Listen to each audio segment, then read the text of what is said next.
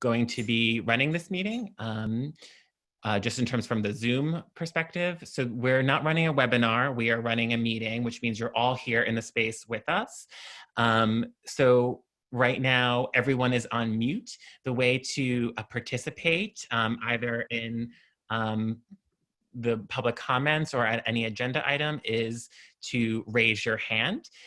You can see that if you go to participants, you'll click on participants and then you'll see a raise hand, and then that way I'll be able to see that you want to speak, and I will indicate that to Claudette Brochu, who is chairing our meeting accordingly.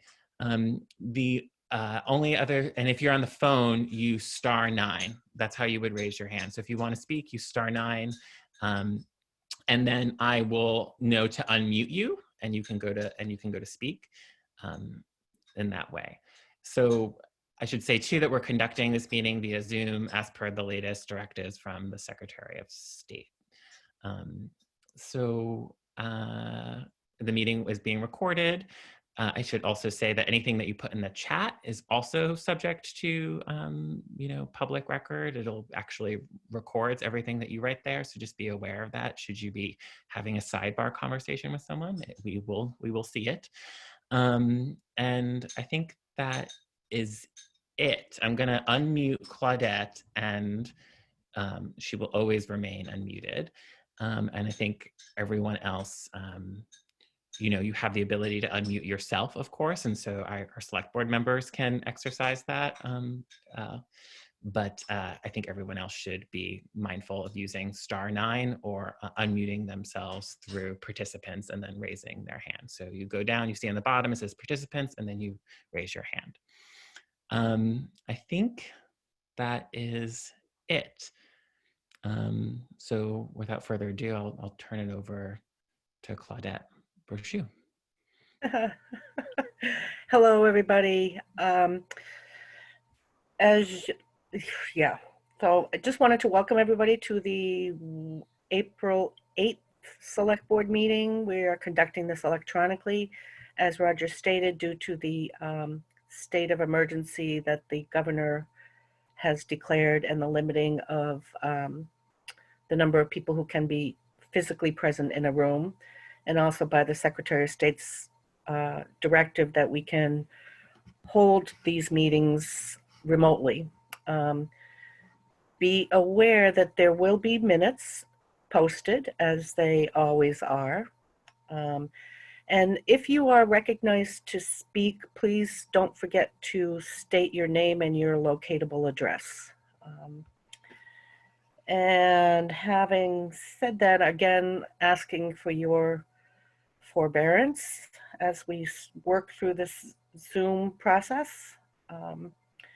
And just finally, please wait to be recognized before you speak. Try not to interrupt somebody who is speaking. And with that, going to the first item on the agenda, which is the approval of the agenda. Any select board members want to add, delete, anything?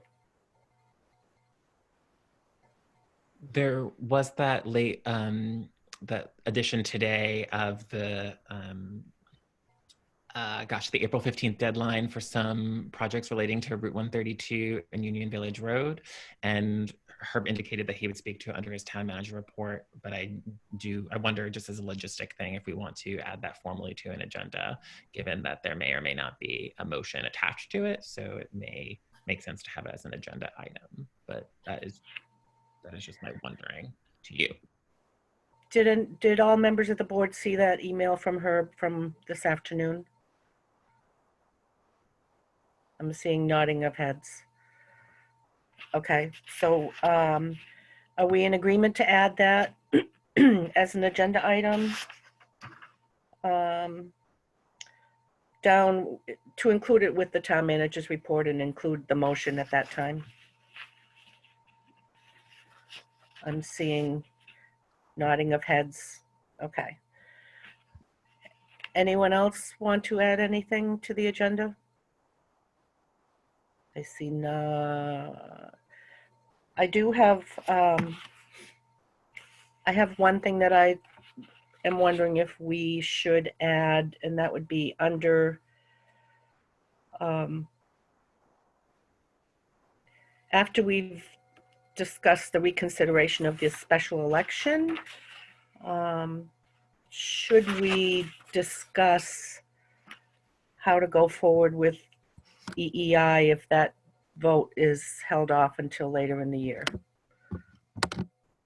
Any thoughts by the select board? Oh, excuse me. How do I bury a phone?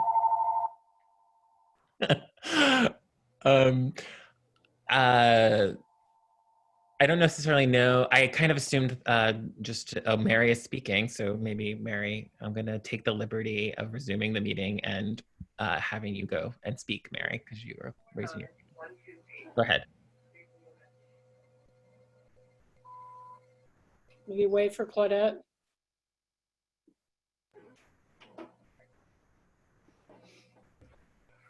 Okay, this is too Sorry. real. Okay, there she is. Back. Okay, so Mary would like to speak to your point. Yes, Mary.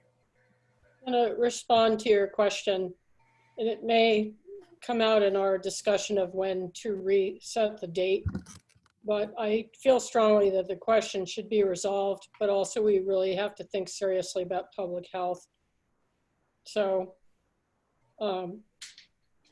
you know, if it went as long as next year or something like that, I don't think it's fair to the company. I think we could talk briefly about it, but there are a lot of other pressing things on the agenda. We'd have to kind of curb our enthusiasm for talking, I think. So if I'm understanding you correctly, you're thinking of just kind of wrapping it into that item 4 agenda item? Yes, but I don't think we should discuss it at great length because we have other items that may take our time and energy. Okay. I see I nodding. agree. Rob Gear gives a thumbs up. Roger, any thoughts? No, that makes sense to me. Just not without getting into the discussion, can Herb or John confirm what the status of the letter of intent as we last discussed? That might inform what we do. So can people hear me? Yes. Mm-hmm. Yeah, no, I don't think we should I definitely don't think we should be talking about this now while we're talking about what's going to be the agenda. Right. Mhm. Let's just talk about it with the agenda item we have. Yeah, you're right. Good. Okay. Moving on then to public comments, public and select board comments. I'm going to look to Roger to unmute people. Jackie had her hand up, but I think Mary was trying to gesture to finish up her point from earlier. So Mary, maybe you go ahead and then Jackie. And Well, I don't think we actually had a motion to approve the consent agenda. We're not there yet. Oh, not there yet. Thank you. Sorry to interrupt. Okay, okay, and then go ahead. and then Jackie, Alan has her hand up, and then Doug Wilberdine has his hand up, and then Linda Cook also has her hand up. So I'm going to begin with the first person I saw, which was Jackie. Jackie, you have the floor. Thanks, Roger. I may be out of order here. I thought we were on public comment. Is that what we're doing right now? Oh, we are. Okay. Okay, great. Then I just wanted to follow up on the request in the quarterly report from the Planning Commission to return the commission to 7 members. And you know, see if we could get a response. You know, April is the time where we're recruiting for new members. We have 2 openings. One person or two candidates, I should say, that are up for reappointment. One is stepping aside, and which leaves one more opening, which would bring us to 7 people, 7 members of the commission. We've tried out 9 at the request of the select board. I have to say, administratively, it is more work, and we don't have the workload, you know, that necessitates 9 people, but it is more work to get 9 people all to the meeting, all to, you know, with all the materials all prepared, all up to speed. And I just think 7 is a better number. I know I haven't been able to speak to everyone on the commission and get feedback because we did not meet in March. I do know, though, we have at least 5 of our 8 members that are in favor of the 7 members, and that is a majority. So, but I don't have all the feedback, but I do know we have 5. I can say that's something that will not be discussed tonight. Mhm. We can propose, as we're setting our next, I can't remember the date, the April agenda, 2 weeks from tonight, that we can Right. put it on that agenda, but that will be part of our agenda setting later in the meeting. But thank you, Jackie. Thank you. Okay, Doug Wilberding, I believe you are next for public comment. So, go ahead. Thanks, Roger. So a couple questions and a couple statements. So first, I would like to know the status of the letter of intent with EEI as well as the contract. Herb Durfee sent me a draft of the EEI letter of intent and a form contract from a different town. I'd like to know on the record what the status of both are. And then I'd like to know what the remuneration for the clerk of the works is for Aaron Lynn Purdy, and what his background with project management is, and if that was put out to bid. Because I know there was a lot of discussion about putting things out to bid. I'd like to know if the clerk of the works role was put out to bid. More importantly, just as it relates to the project, and I'm not going to talk about the scheduling because that's on the agenda, and the point of public comments is to comment on things not on the agenda. I just want to state that, as Carville said in '92, this is all about the economy. We are in an extreme pandemic, and this is not a recession. This is a depression. The state of Vermont, as all states are experiencing right now, a total economic implosion. Unemployment is way up. The unemployment bank is about to expire or zero out, and the Fed's going to have to back it up in 60 days. Service workers are out of business. The town is going to see real challenges with real estate taxes, with the school tax, and then we have the Marion Cross septic system potential bond next year of $2 to $3 million to replace the septic system. We see a real challenge with our expenses in this town. And so this is really not the time to put forth something that is $2 million on the article, but in essence is really a $3 million effort. As it relates to the $3 million, the article was put forth with the intent of being a bond. Somehow that has shifted to a private financing effort or potentially a lease structure. I think people were presented with something that was a bond, and that really doesn't appear to be what you guys are working on now. So that is a concern. And if you can opine on that, because it's in your meeting notes with your working group, and where John Langus reached out to the CEO of Mascoma Bank to talk about private financing. And I think, to close, because this is limited to 3 minutes, we really don't have a strategic plan here. There was one in 2015 that the Energy Committee put forth, and it really hasn't been updated. There's some very interesting things about that strategic plan. It's on their Weebly website.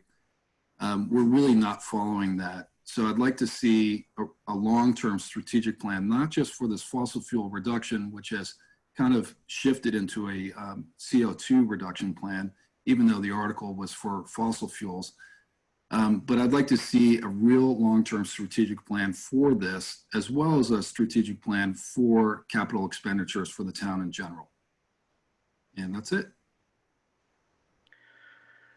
Herb, I wonder if you can respond to Doug's question about the letter of intent and the contract.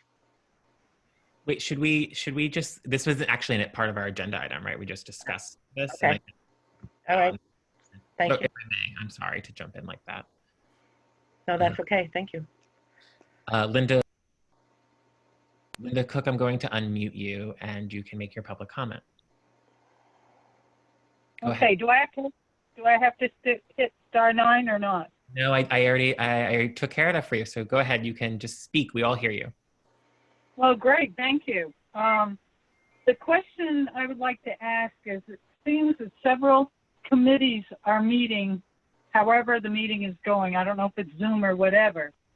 But if they're meeting, is there a way to make it possible for the public to be able to be aware of that and be able to participate in that if they're making decisions and moving forward on things? So all of the committees and commissions are using the town Zoom platform currently. All meetings will be warned as they need to be by law. So nobody should have been, no select board appointed committees or commissions should have been appointed or have been meeting. I know tomorrow night Trails is coming up, but that's been duly warned. And so do we have access through Zoom with a document and I could call in and use a document number or for planning? So I'll just to add on, just because I've been working a little bit, if I may, I've been working a little bit with the town manager's office on this. So if I may just jump in, Claudette, just to clarify. So as we're treating this as we would any booking, right? So, you know, when their chair indicates that they have an agenda and they want to meet, they send it to Miranda. She posts it as she normally does, and she goes and schedules the meeting in the Zoom platform, and she sends the link for folks to put into the agenda, right? So when you see the agendas as they come out, you'll be able to see the Zoom link or the toll-free number with the meeting password. Cool. Thank you very much. So yes, so it's, you know, it's, yes. I hope that answers your question. It does. Thank you. Any other public comments?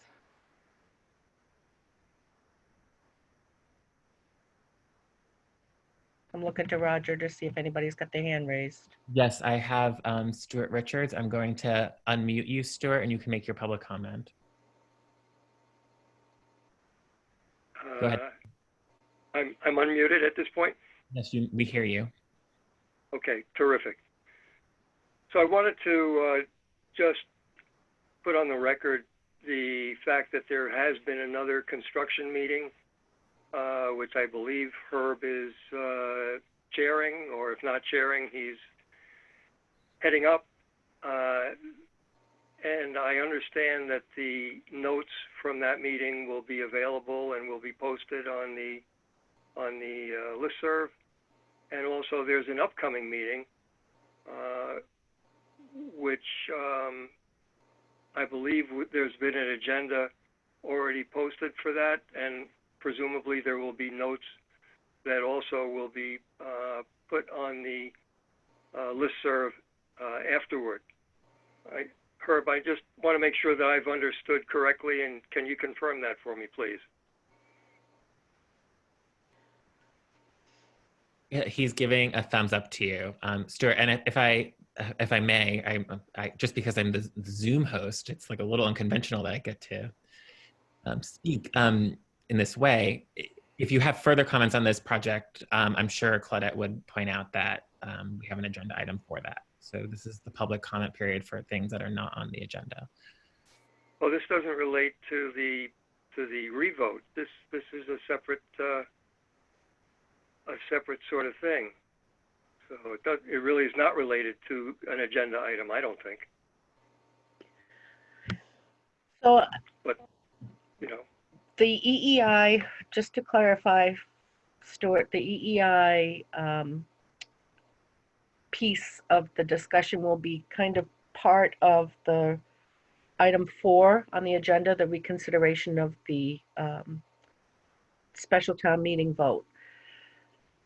There are, but I also want to put out there that the notes from the meetings that Herb has had with EEI are under the town manager's tab of the website, not on the listserv. So well, that was the of my conversation with Herb was to get it on the listserv because, you know, it's one thing for somebody to go searching for documents, and it's another thing to simply have it available to the public without having to make the effort to go look for it. So And that was the basis of my conversation with Herb. And I saw Herb frantically waving his hand, wanting to speak. So if I may, Madam Chair, just I can answer a couple of those questions that have come out very quickly. The status of the letter of intent is passed out over to Mike. I've signed it and I've passed it on to Mike. I was late in getting that out to him, so that resides with Mike Davey right now in EEI. The clerk of the works is simply an appointment of Aaron Lamperty and my public works director, Larry Wiggins. It did not go out to bid because it's a free service that Aaron has advertised. He's just basically volunteering to help me out on that. And then I've also appointed Larry because he does have an engineering, certified engineering licenses in both structural and civil engineering, and has done many projects before, as have I with regard to construction projects.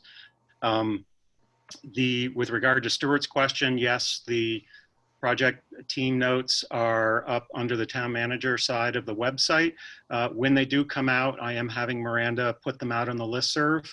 From what I understand, they've been out there. I might not have had the third meeting out there yet, but the idea is that they'll go out in the listserv, but it's not going to be a repetitive placement out on the listserv. It'll just be the one time, and then they reside at the home on the town manager's side of the web page. And what I'm trying to do with regard to notes is that when we have those particular meetings, we are trying to develop the agenda for the subsequent meeting so that that agenda would be included right in with the project meeting notes. And then just so everybody knows who's listening, this type of a thing is not subject to the open meeting law. This is a courtesy that I'm extending as part of a group that I'm pulling together to help manage the project. So it's just my doing. It's not something subject to the open meeting law, but as a courtesy, I'm taking meeting notes and having those published for the public's understanding of what's going on. Thank you. Any select board comments?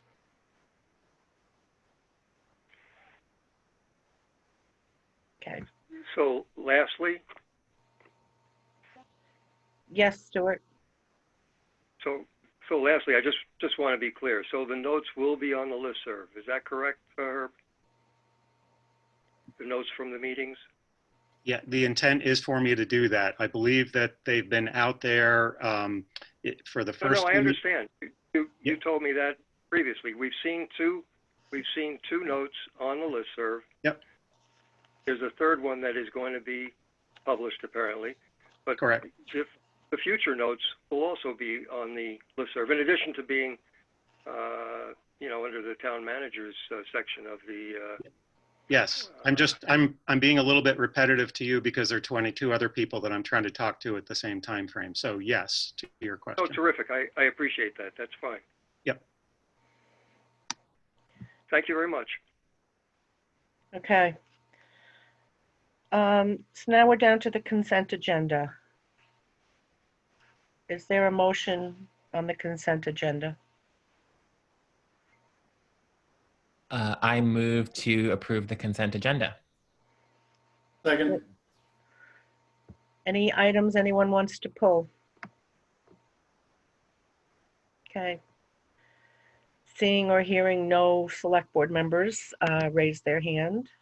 So I know we don't have to do a roll call vote for an item that's unanimous, but we don't know if it's unanimous until we do a roll call vote. So. But if I may, the way that Zoom is recording right now, it picks up, it sees you when you talk at it. So it might be good for the TV if we do roll call until I figure something else out. Which was why I was going to say I recommend that we do roll call on everything. So. No objection. So having a motion made and seconded, Roger, how do you vote? Yes. John Langus, how do you vote? Yes. Rob Gear, Yes. Mary Layton? Mary, again, you were muted, sorry. Yes. And Brochu votes yes. So the next item on the agenda is to reconsider the date of the special election. Oops, excuse me. Herb has his hand up. Just because the warrants, the AP warrants were part of the consent agenda, what I would suggest, again, because we're in this world of not being able to get signatures tonight, could the board make a motion to authorize the chair, and in the absence or inability of the chair, to have the vice chair sign the warrants during and for the entire period that we have to meet by Zoom, please, because that way we can get the warrants done. Unless you want to do it different, unless each meeting you want to pass another motion. I'm just trying to find one where you don't have to do this every single meeting, that's all. You would still have to approve the consent agenda, which have the warrants and all that, but I still need someone, unless all 5 of you want to come in and sign it. Is there a select board member willing to make that motion? I'll make the motion. So I move that the select board approve the signing of the warrants by the chair or the co-chair during this emergency COVID-19 or COVID-19 emergency. Is there a second? Second. So that's a Rob Gear second. Any further discussion? Okay, roll call. Roger, how do you vote? Yes. John Langus? Yes. Rob Gear? Yes. Mary Layton? Yes. Mary, I muted you, but you can, yeah. And Brochu, yes. Now we'll move on to number 4, the reconsideration of the special Claudette, election. I see Linda Cook has her hand up. I don't know if would you like to recognize her? If it was the consent agenda item, yes. It was. Okay, you have the floor. It is the consent agenda. My question is, if you're signing them, if the public has a question, is it something we can talk about, or it's already been approved by you before it comes to the meeting? No, it's approved at the meeting. Okay. It's We're not. All right. Thank you. We're just not all signing it, right? We're designating Claudette or myself to do so on behalf of the group because of COVID-19. Thank you.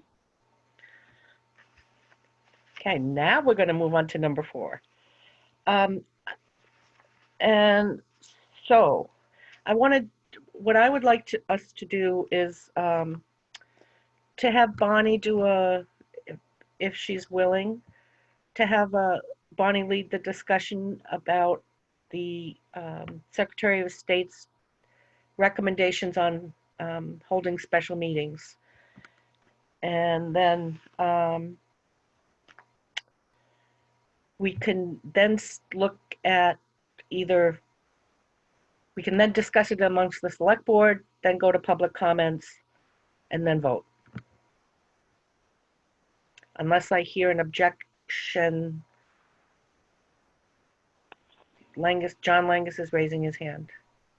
Yes, John. Madam Chair, not an objection, but would you like us to start off with the motion and that be the basis for the discussion with Bonnie taking the lead like that?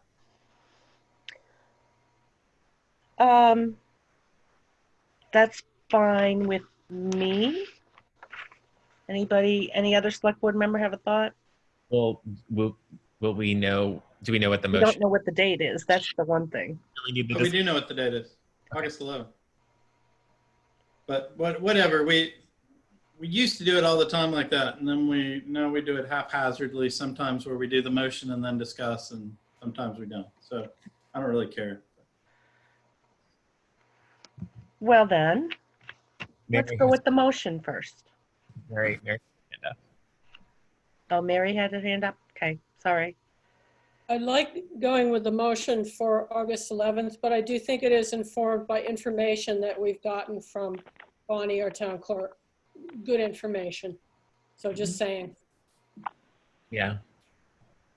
Okay, then is someone willing to make a motion? Sure. So I move to postpone the special town meeting to conduct the Tracy Hall project reconsideration vote regarding Article 8, originally scheduled for May 12, 2020, and reschedule said special town meeting on August 11, 2020. Is there a second? Second. So that's a second by Rob Gear. Bonnie, are you willing to talk us through this? As best as I can at this point. Right now, I've given you all the information that I have to date, which is clearly recommending that for most elections, they do get put off at least until August. I am with great hope that at that point, some of the ability to perform the meeting, and it in many ways it makes me feel much more comfortable doing it this way, where I can have accountability, outside accountability. I was dreading some of the ideas that were passed around that the clerks could count the ballots if push came to shove. I'm not comfortable with that at all. So far, from what I understand from the news tonight, projections are a little clearer than what they have been in the past, thanks to what we're doing as public to contain or maintain this virus. I don't think it would be that difficult if we're ready to have an election where we have ballots that can actually go through the machine. It wouldn't be that costly to put a yes or no vote on with the ballot for the presidential or the Vermont primary. And this way it would be all machine tabulated, plus it would take some of the ease and maybe financial burden of the postage off the town to do it that way as well.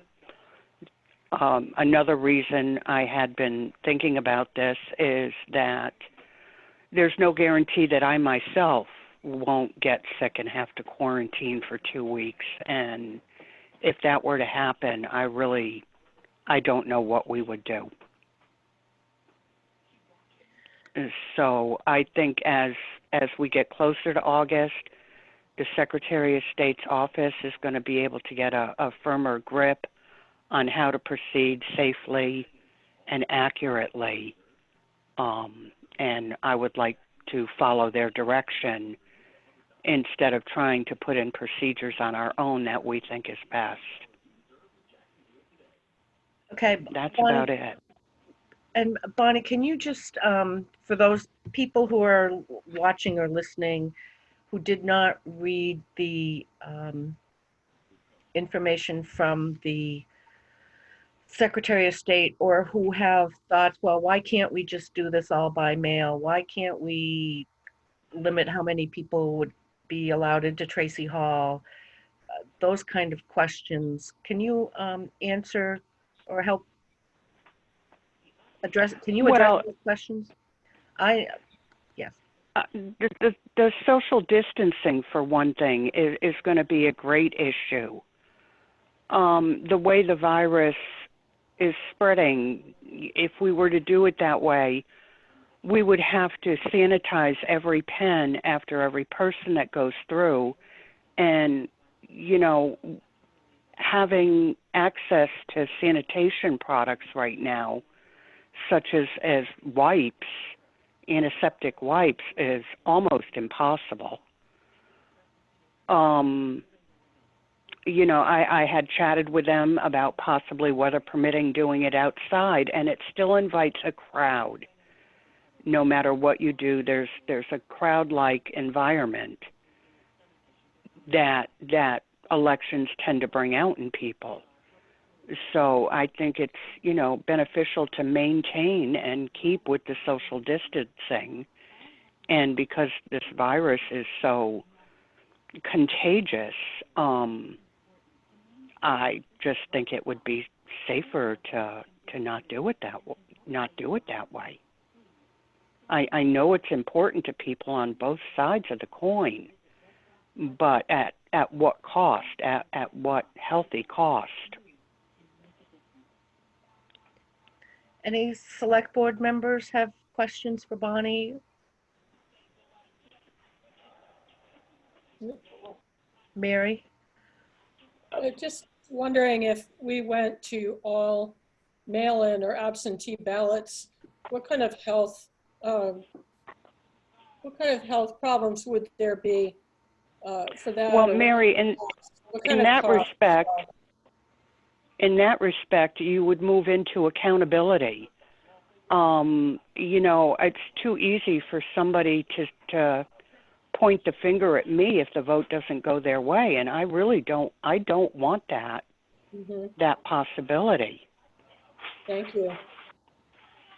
I would also argue that since we don't know the survivability of the virus on paper, anybody, those would have to have been hand counted ballots or hand manipulated by a person.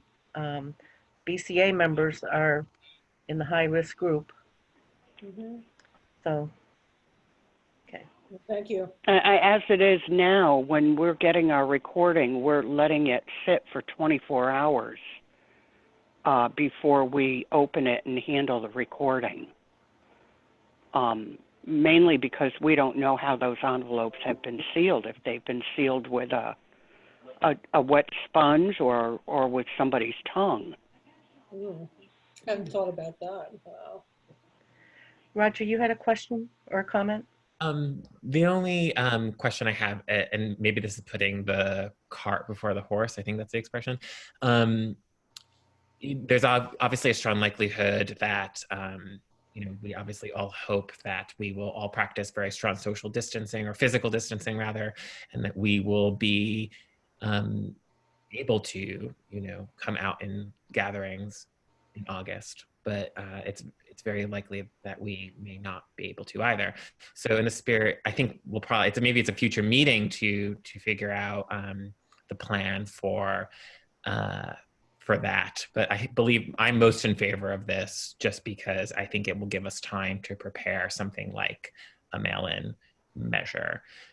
So I encourage, in the time that we now have, you know, obviously you're preparing for the August election anyway, right? So, which is just to say that obviously we might be in a situation in August where we might have to think about alternative means, and I'm sure you are on that. But yeah, thanks. Roger, can I respond to that a little bit? Please. That also gives the Secretary of State's office, because at this point in time, I don't believe that there is any way to postpone the August election, but it also gives the Secretary of State time to put this all in order, to figure out what the best processes are to follow. And it's their guidance that I am strongly seeking to help guide us the way. So that is giving them, you know, months. I mean, really, in defense of them, we've given them less than 2 weeks to come up with a plan, as have many other towns. And you can't recreate a wheel like that in 2 weeks' time. So this is now giving them months to get a plan in order, and there's not a doubt in my mind working on this or thinking about this every day. Okay, thank you for that, Bonnie. And then Claudette, Rob Gear has his hand up. Yes, Rob. So we haven't received, I assume we haven't received any guidance as to, as we consider canceling this date for a much more sensible date later in the year, August 11th, whether or not, what the procedure is for warning those changes, and or have we? I would suspect that within the warning time frame, Rob, that they would have something in place. As I said here, and many times we are many towns that are facing a revote of now. Mm-hmm. So I would expect that at some point in time, they have order long enough to do that. Mm-hmm. So, Bonnie, you broke up a lot. Not just us. yeah. I'm finding it difficult. You're breaking up a little bit. I would say.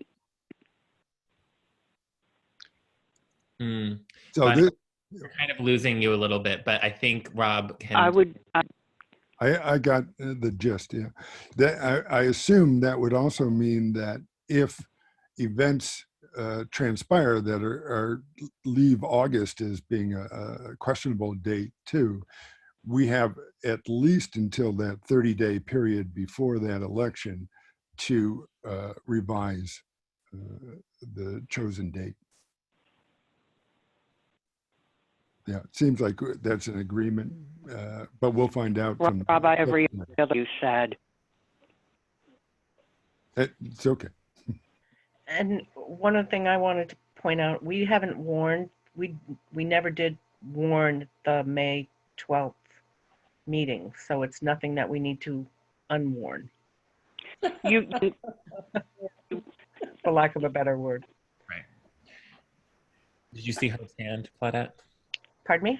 Did you see her Claudette? Yeah. Bonnie, yes. I'm sorry, I'm having a hard time. I think that somewhere along the way you have to state that this is going to be postponed. Bonnie, you keep breaking up. Not that it's going to drop off the radar. Bonnie. All right, I'm going to try to dial back in. Okay, thank you. Meanwhile, Herb had his hand up. So just, we do still, whenever the date is, we still have to hold it like a regular town meeting. So there's that 30 to 40 day notice.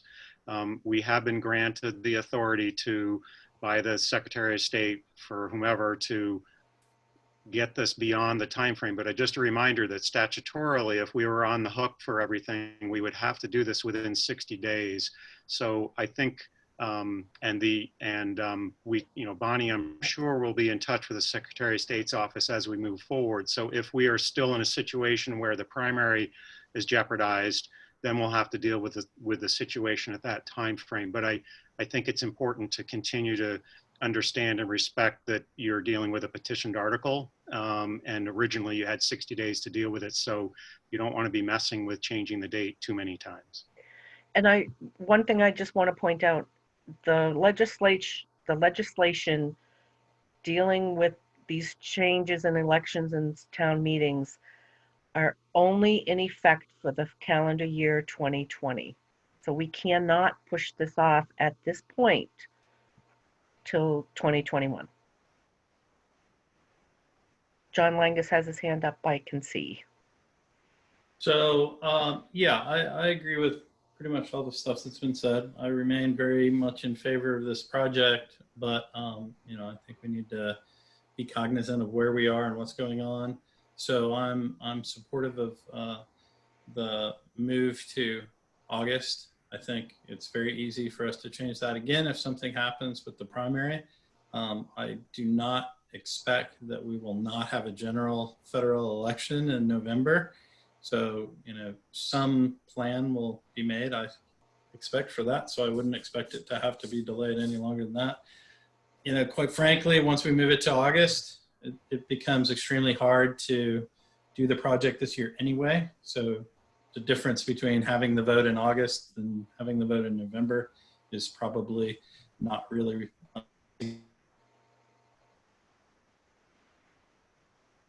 Now John's breaking up. We're having signal problems tonight. Yeah, okay. We'll get back to John. Oh, John, the last minute of your comments were not captured.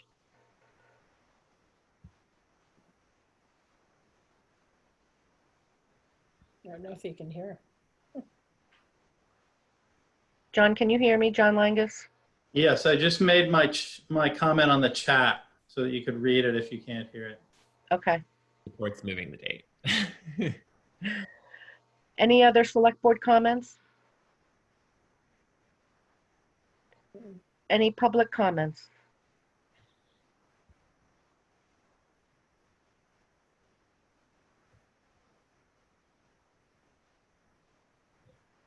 I'm sorry. Yes, Stuart Richards has his hand up. Would you like to recognize him, Claudette? Yes, please go ahead, Stuart. Let's do it. I'd like to suggest that no further money other than what has already been approved be spent, and that be part of the motion. You know, I think we're in a situation where there's a possibility, and I can't say who's going to win the revote, but I think that should be seriously considered, and that the limit to the amount of money that's going to be spent should be the $15,000 that I think you've already approved. So I'd like to see that as a part of the motion. Any other public comments? I don't see any. Okay. Stuart, just to respond, I don't think it will be part of this motion, but it could certainly be a separate motion. Okay. Oh, terrific. No further comments. We have a motion and a second vote, or the motion being that we postpone the May 12th special election until August 21st. Was that the date, or August 12th? I can't remember the date. Special meeting, not election. Special meeting. August 11th.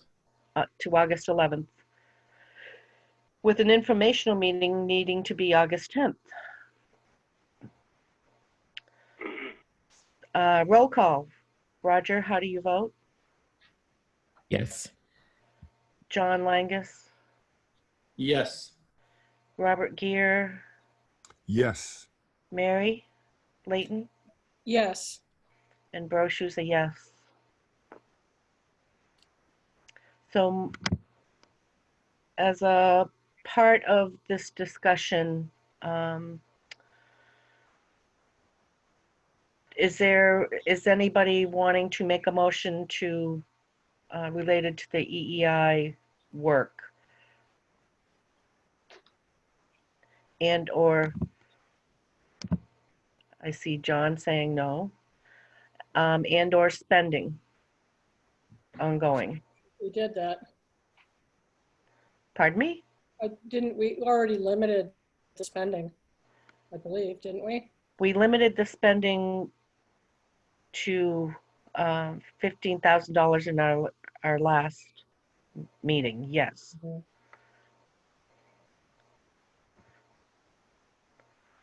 So I'm going to just be, to recap, we are not saying that we will be going out to look at further funding to continue with this project at this point in time. Is my understanding correct? By that, do you mean exploring different kinds of funding, like from banks or bonds and so forth? Because I thought we did that also. I don't believe we did the second part of that. The bond. Well, that's not spending any money. That's just, No. The Right. town manager planning and looking at options for stuff, which I would not think is our role to try to govern Right. that sort of level of activity. I think it might be helpful to kind of have a bit of a status report. I was thinking of what has happened so far as being pre-construction, getting organized a little bit. And I don't very much against actual construction taking place. that I do think we need to put a hold on this until we find the true, intent of the town as reflected in that vote. So maybe a little update at some point of, what's the status of the pre-construction? How close are we to the 15,000 and so forth? Roger has his hand up. So Herb. I just want to be, and I apologize if I've missed it, and I just want to be really, really clear. Has the letter of intent been signed? The letter of intent that we discussed last time in our last meeting. Is it now signed? Herb reported that he had signed it, but it hasn't been countersigned. Okay. So do we want to continue with that document? Like, do we want to enact the work that is in that letter of intent? I think that is the question that we are asking, right? Or maybe if I'm rephrasing the question. I'll rephrase it differently and say, I don't see any need to take further action with regard to it. It's been authorized, and if that planning still makes sense in Herb's perspective, I think he should be empowered to go forward with it. There's very little activity. If you guys recall the recitation of what's covered by that, it's all planning. There's not digging, there's not people interacting with one another. It's all desktop and it's all planning. Right, but I just think that I think what Claudette might have been sort of getting at, and if I may, Claudette, and maybe even Mary, was we are still committed to authorizing a certain amount of funds relating to that planning. Yes or no? And I can be clear from my end. I'm saying yes.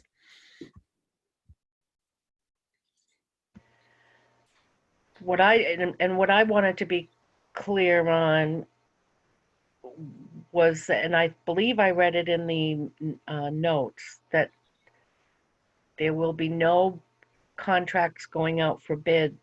There will be no signing of loans or anything to continue this project forward other than that $15,000. Right, and so my comment drew lots of hands up. So just so you know, Claudette. So would you like to take comments from the public, or would you like to keep discussing amongst the board right now? Well, I think Herb had his hand raised. I'm not sure if he wants to comment now or wait until the public comments. So thank you, Madam Chair. So just what I could do is, as part of my upcoming project team meeting this coming Monday, I can ask Mike just in terms of the status of where things are from that standpoint. Also during that meeting, I would be giving them an update in terms of where we stand with regard to the August 11 vote now. And then I can, and then the project meeting notes would pick up on that information, which would answer Mary's question as well as some others in terms of the general status of the particular project. But everything that I've done so far has, in talking with Mike and with the project team, as Langus had said, has nothing to do with physical construction or things that could be interpreted as physical construction. And then anything with regard to, and for Doug's edification, there has not been any kind of a contract drafted that is the standard contract that EEI puts together, and would not be proceeding with that at this point. And then lastly, I drew a blank on my last, sorry. Okay, so Roger, as best as you can, please, all of those hands that were up and part of the comment.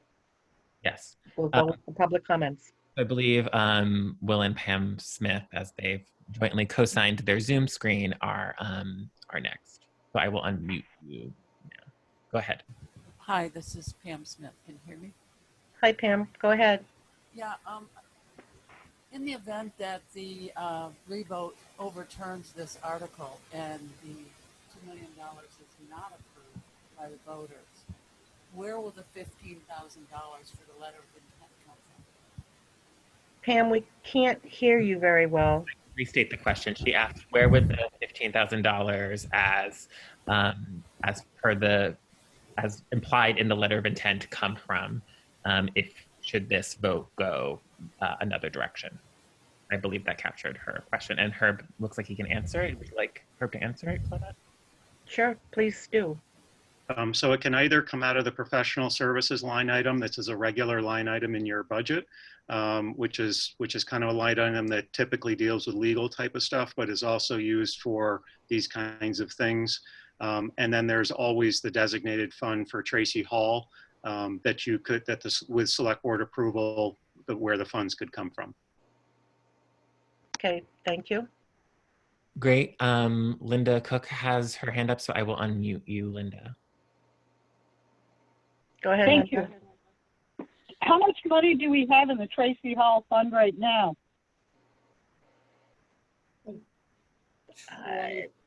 46, maybe. 46, Okay. I think. The second Herb's part of the looking it up. question. I think Herb might be looking it up. Okay. Well, the second part of the question, and going forward, if this is overturned, we've spent $15,000 on a project that's not going to happen.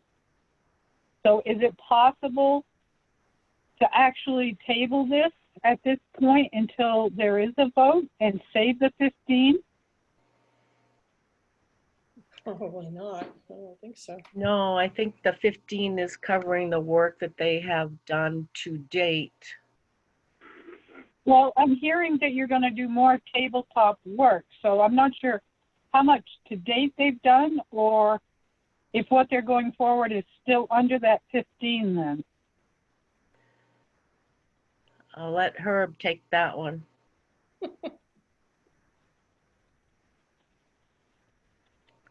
Herb, did you hear the question? He dropped into the chat that as of on June 30th, $59,000 was in the Tracy Hall designated fund. And sorry, I missed the question because I was typing, Linda. Linda's question had to do with actually, Linda, re-ask your question, please.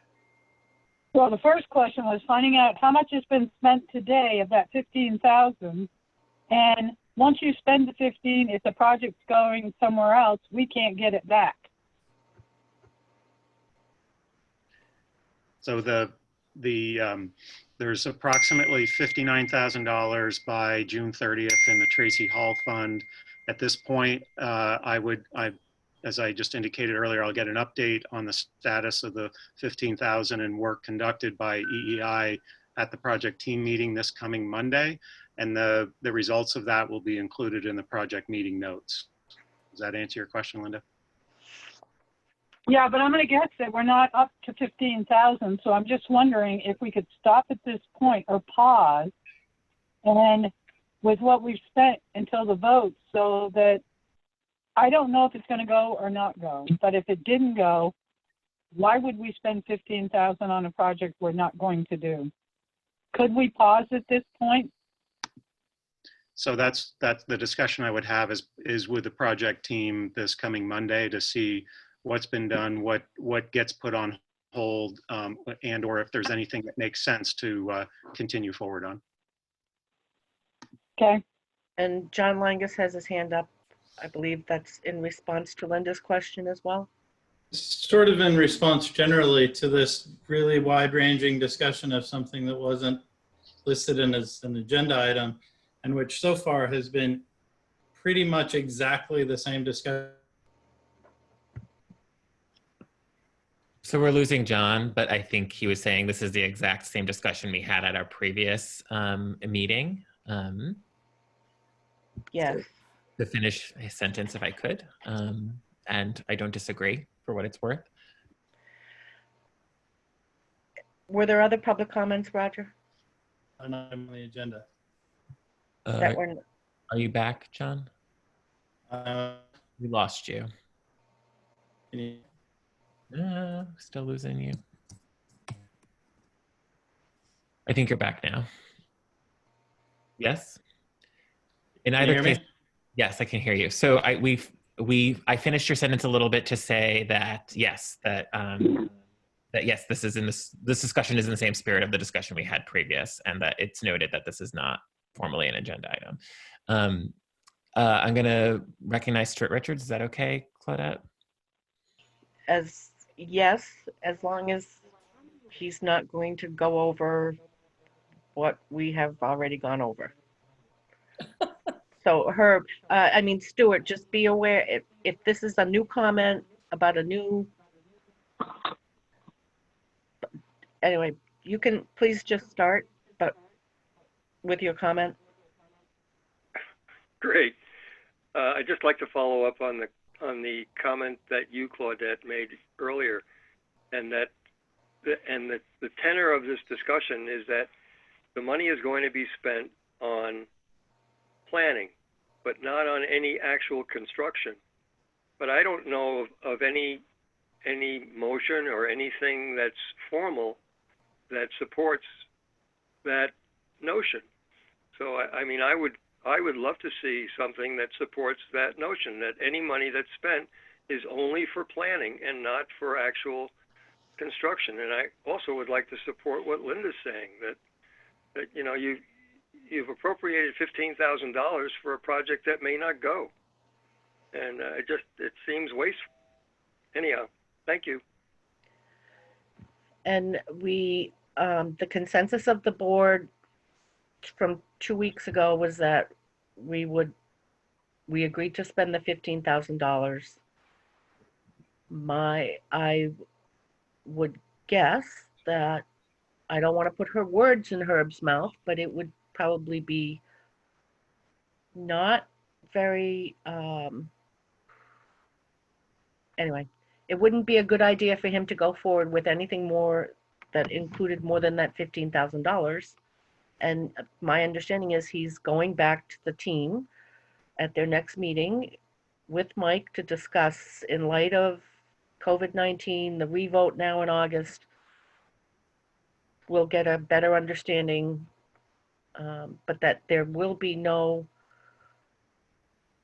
physical work done on Tracy Hall or the grounds until after the reconsideration vote.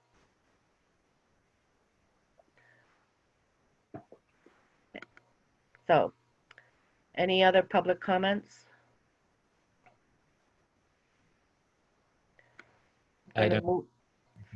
Fine to move on from public comment. Going to move on. It does not seem, though, then that right now I believe it would be premature to discuss articles for a special town meeting. We can do that as we get closer to the meeting date, unless there's a select board member that feels that we need to address the article for the special town meeting tonight. No. Everyone's nodding no. Everyone's nodding no. Bonnie has her hand raised. Go ahead, Bonnie. I unmuted you. Because I got lost towards the end of our conversation, can you just recap what you said before I disconnected and tried desperately to get back on? I can. The special town meeting vote has been rescheduled for August 11th with the town informational session for August 10th, 2020. Okay, thank you. You're welcome. Moving on to number 6 then. We received an email from Two Rivers Ottaquechee River Commission that they want to get going on this regional energy coordinator position. So we need to determine who our representative will be. And I'm looking to see if the board has thought about who we had a preliminary discussion back in early March, I think, but I'm not sure we ever, that we came to any agreement on who our representative would be. So I'm looking to the board. Is anybody willing to make a motion?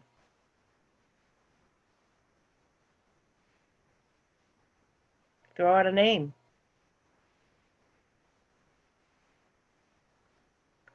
Herb has his, yeah, you see his hand. Yes, Herb. Just quickly, I know that if in the interim of appointing somebody formally, that Linda Gray and Rod Francis are willing to serve until there might be a more formal person dealt with.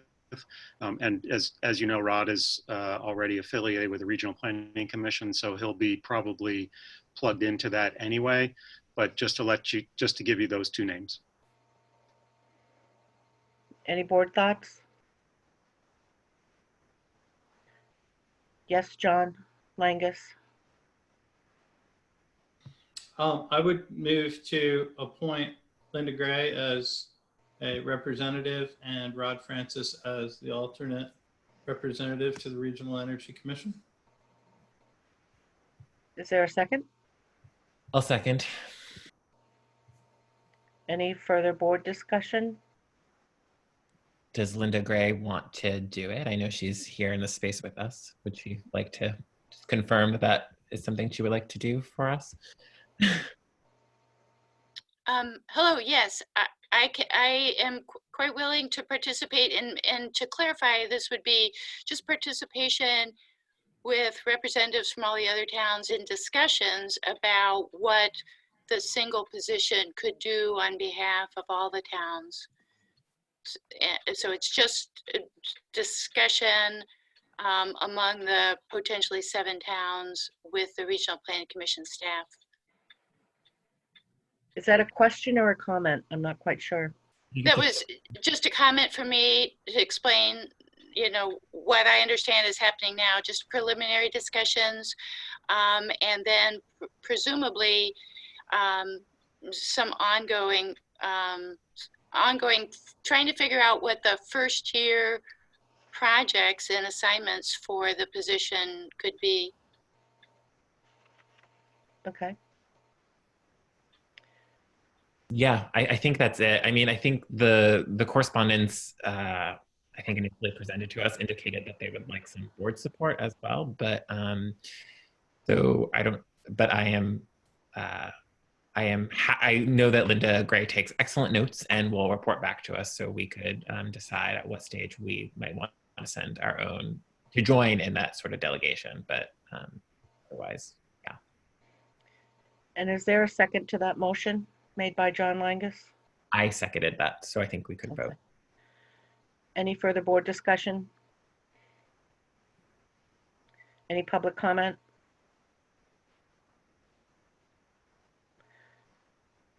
Seeing nothing from Roger, roll call. Roger, how do you vote? Yes. Rob Gear, how do you vote? Yes. Mary Layton, how do you vote? Yes. And John Langus, how do you vote? Yes. And Brochu votes yes. All right, thank you, everybody. Moving on to the enhanced fair and impartial policing policy. What I would like to do, or how I would like to approach this, is have Roger just do a quick recap of everything related to this or not everything, but Roger sent us a very nice memo that kind of recapped the whole process and the thoughts and some legal opinion. And then I would like, especially if Chief Frank and our town manager want to comment, have them do so before select board and public comments. But first, I'm wondering, would we like to entertain a motion? I'm happy to make that motion. I move to adopt the enhanced fair and impartial policing as approved by advisory ballot by the voters on town meeting day without amendment. Second. Okay, so Roger, you're up. Great. Let me just bring up my notes. Okay. Can I ask you a question before you get, so this again is my kind of being a little bit of a Luddite. how can I see my own select board agenda packet while I'm watching the Zoom video? Is there a way? Are you on, so are you on your laptop? I am. So you can kind of make this meeting screen smaller, and then you can, Okay. have you, Okay. Oh, yeah, well, duh. yeah. Okay. Good. I'm glad I was actually able to answer it. That was not a good explanation. Okay, so just to get where we are, to sort of recap. So on January 15th, the board, us, voted 5-0 to warn the article, what would become Article 32, which was an enhanced fair and impartial policing policy. This amended the current state model policy by closing loopholes that allow collaboration between immigration and customs enforcement and Norwich Police Department employees. In the past, at that meeting on January 15th, we heard community members argue that enhanced policy will offer full protection for our diverse community and ensure that our police department resources would not be used for federal immigration enforcement. We heard residents speak to how an enhanced policy would provide protections, particularly for a migrant farm worker community. And we also heard testimony from undocumented Dartmouth student who felt unsafe because of the current policy loopholes restricted their ability to leave campus and participate in a wider Upper Valley community. And then, as we know, Article 32 passed on town meeting day 1346 to 296, which someone reminded me is possibly more than our budget. The proposed fair and impartial policing policy is near identical in language to enhanced policy that was adopted in Winooski approximately 2 years ago. And then on March 9th, we know that the city of Burlington in turn voted 13-1 to adopt that Winooski policy similarly. And then in Hartford, we know that a welcoming ordinance was adopted on March 10th, 6-1. It's important to note that this is not a civil ordinance, this is an enhanced policy to the current state model policy that's in effect in Norwich. I think there's been much information put forth in past packets that have been put forward for the benefit of the public to feel like they could properly advise in their voting. And as I made it clear in my motion, that I think we should be prepared to adopt this policy without amendments. I think, I think my first memo dated January 14th addresses the 5 areas of concerns in the current state model policy, making sure that additional protections would address immigration specific issues. And most importantly, it argues references to 1373 and 1644 are effectively what they call a savings clause, right? These are loopholes that must be omitted. And in that initial memo, I also included a list of articles that demonstrate how Vermont has been pressured through federal overreach to play a role in immigration policy since 2001. So certainly before the Trump administration, although we know that it has gotten worse since the Trump administration. And so I think I can go a little bit into that memo if you haven't gotten the chance to read it, but I trust that you have at this point. But I can speak to any of those areas of concern. And I think it's worth pointing, and I could specifically talk about 1373, but I think it's really important to note that Norwich police are not violating any state or federal laws or constitutions by complying with this enhanced FIPP. It does not require police officers to violate federal law, right? And so when we talk, you've been hearing probably that 1373 as a law violates the Constitution, right? It violates the 10th Amendment and the anti-commandeering doctrine. And that is because that it encroaches on state policymakers and also local policymakers to not be able to put forth these kinds of policies. But there's large Supreme Court precedent that states in fact that we do absolutely have this authority. It's actually state law that we have the ability to determine federal compliance for ourselves. So I think that's, we can get into these details. I think the other issue is you might hear, in addition to like the question of 1373, you're going to hear, what does this mean for grant funding? The second court decision that came out on February 26 says that it is a possibility that certain funding from the Department of Justice could be restricted to Norwich, that police department would not have access particularly to the COPS or the JAG burn grants. These are the only 2 grants that are even remotely relating to policing, and I had asked Herb to take a look, and to our knowledge, we have never applied for these grants. I think it's also important to know that right now, under the COVID-19 crisis, they're making additional funds for law enforcement available through the JAG burn grant, and they have stated, the Appropriations Committee has stated that towns would not be deprived of this funding on the basis of these kinds of policies. So we're seeing, even in that action, a rollback on Second Circuit Court decisions that are choosing to uphold the DOJ restricting funds. So I think of course, the evidence, the most important thing that we need to consider, and just to wrap up, is that this policy is something that addresses harm. We know that an undocumented community faces numerous challenges and feeling isolated and not necessarily having the ability to have access to food or to be able to leave farming communities for access to food or hospital visits. And so this policy, more than anything, rather than having a conversation about risk or having a conversation about crime, we should be having a conversation that addresses harm. And we know that ally groups and an undocumented community and other folks of mixed status have told us that this will make them feel safe in our community. And so I think that is all I would want to say. I'm as an introduction, I'm, as I said, really prepared to give a deep dive on this, but I hope that the evidence that I've put forth previously demonstrates that this is in the best interest of our community. Any select board comments? Or sorry, excuse me, I forgot my own rules. Chief Frank, if you would like to make comments, please do so. Good evening, Chief Frank of the Norwich, Vermont Police Department.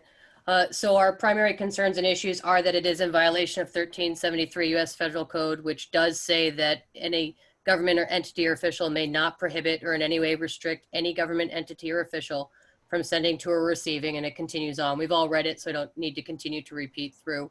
A couple of issues of note. One of those is that whatever policy that gets chosen, whether you choose to push it through or not, would need to be a town of Norwich personnel policy. It cannot be a department policy.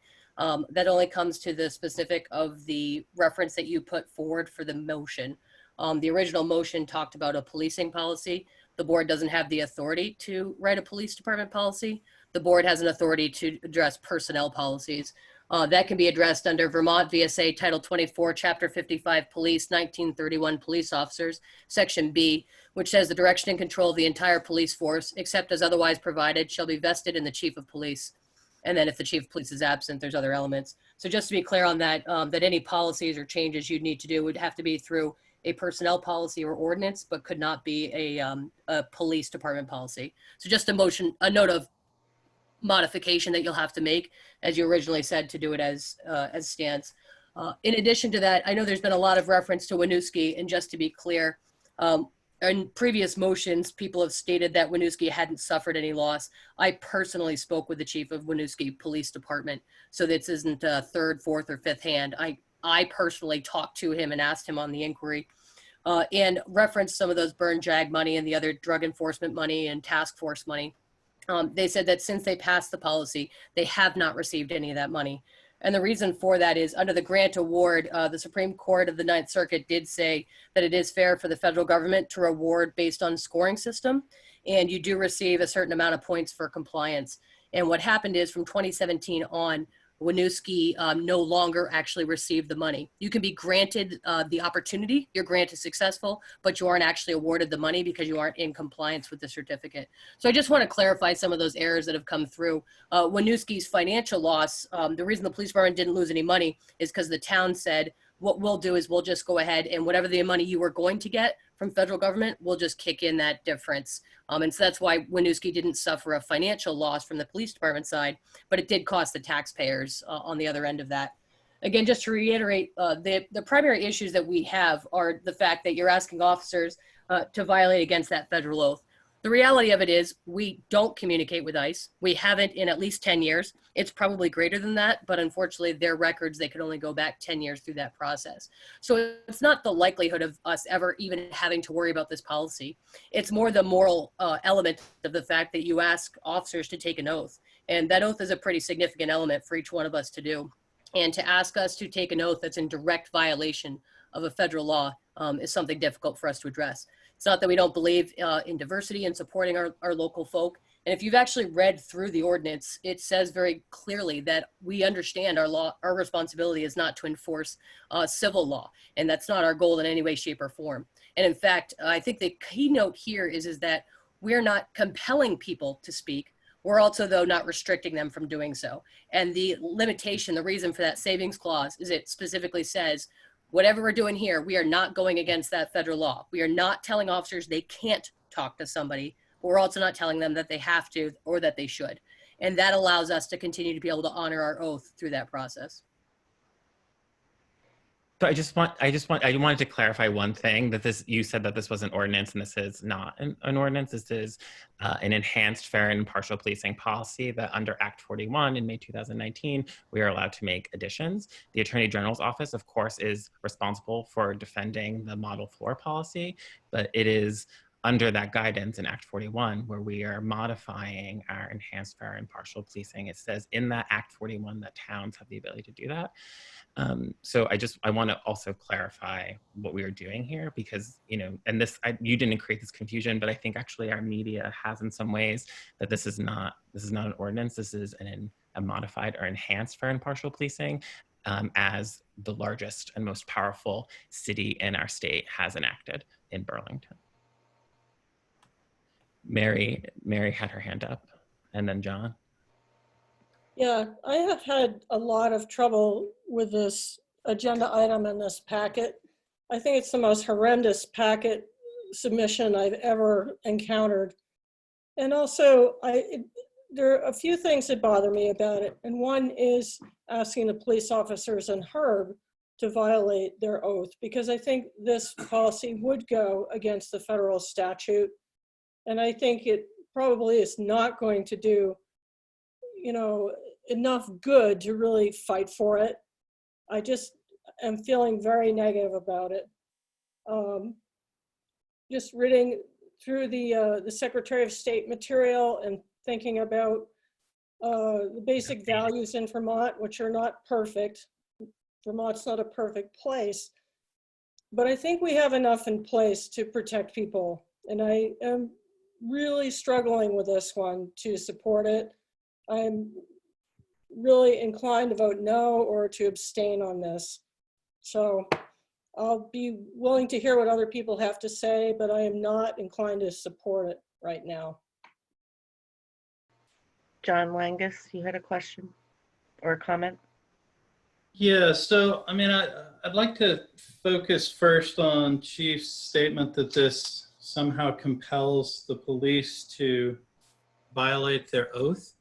The police officers swear an oath to the constitutions of the state of Vermont and the United States of America. They do not swear an oath to uphold federal law. So this policy is our local piece of what is a constitutional debate that's been going on for over 20 years between the federal government and certain states. That debate extends beyond immigration policy. It basically goes to the point of to what degree is the federal government able to commandeer, is the term of art, the resources of the states, right? And there is a very robust debate about that is not just simply answered. And we can't just call up the chief of police in Burlington and ask what the answer is. So this is a debate that's going on in our society, and our citizens were asked to vote about what they thought about that debate. And they answered extremely clearly. There were about 2 things on that ballot of 40 questions that were more decisive than this. I support the vast majority of our town. in this position.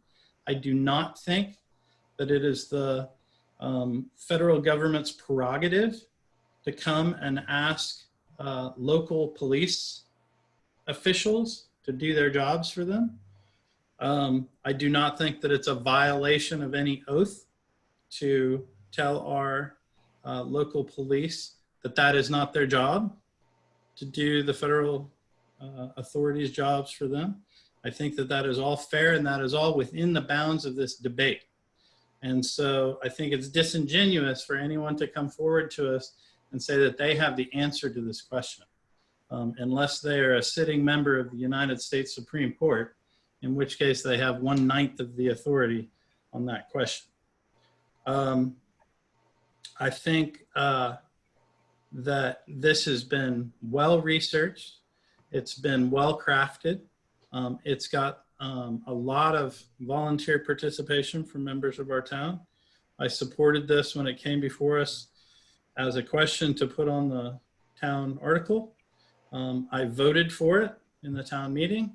I continue to support this policy, and I would urge the rest of my select board members to support it as well. John Langus. Herb, did you have a comment?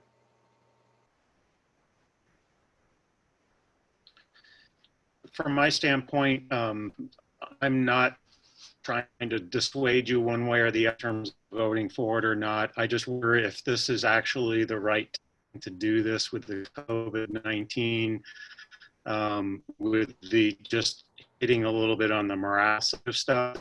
I can't just court cases and all that sort of stuff along the way. Ron did an excellent job of his and all that. But we are in a situation where our police officers are having to break rules of social distance as part of their regular duties. And I think it's helpful for them to embrace the intent of the policy, but I guess the question, what have you, around it. Just wondering if it might be more worthwhile to at least just postpone it until we can get out of the COVID-19 stuff, specifically from a trying to keep the morale aspect of things for the police department at a higher level. Again, that's more a emotional side of it than anything with regard to the overall semantics of stuff. That's all. And to which I appreciate that point, and I'm certainly sensitive to it. But I think, as I said, this policy is about addressing harm, and I think the COVID-19 crisis affects certainly more than just law enforcement, right? It affects certainly the undocumented community who is now more than ever faced with the uncertainty of seeking medical care during a crisis because they are afraid to leave a space, right? So. I think this is more than ever the exact right time to make sure that we are addressing harm and protecting the full diverse community that we have in Norwich. Any other select board comments? I do have one comment, and I think I got a little bit lost here. Chief, when you're mentioning that a town can't write a police policy, and then Roger, you mentioned Act 41.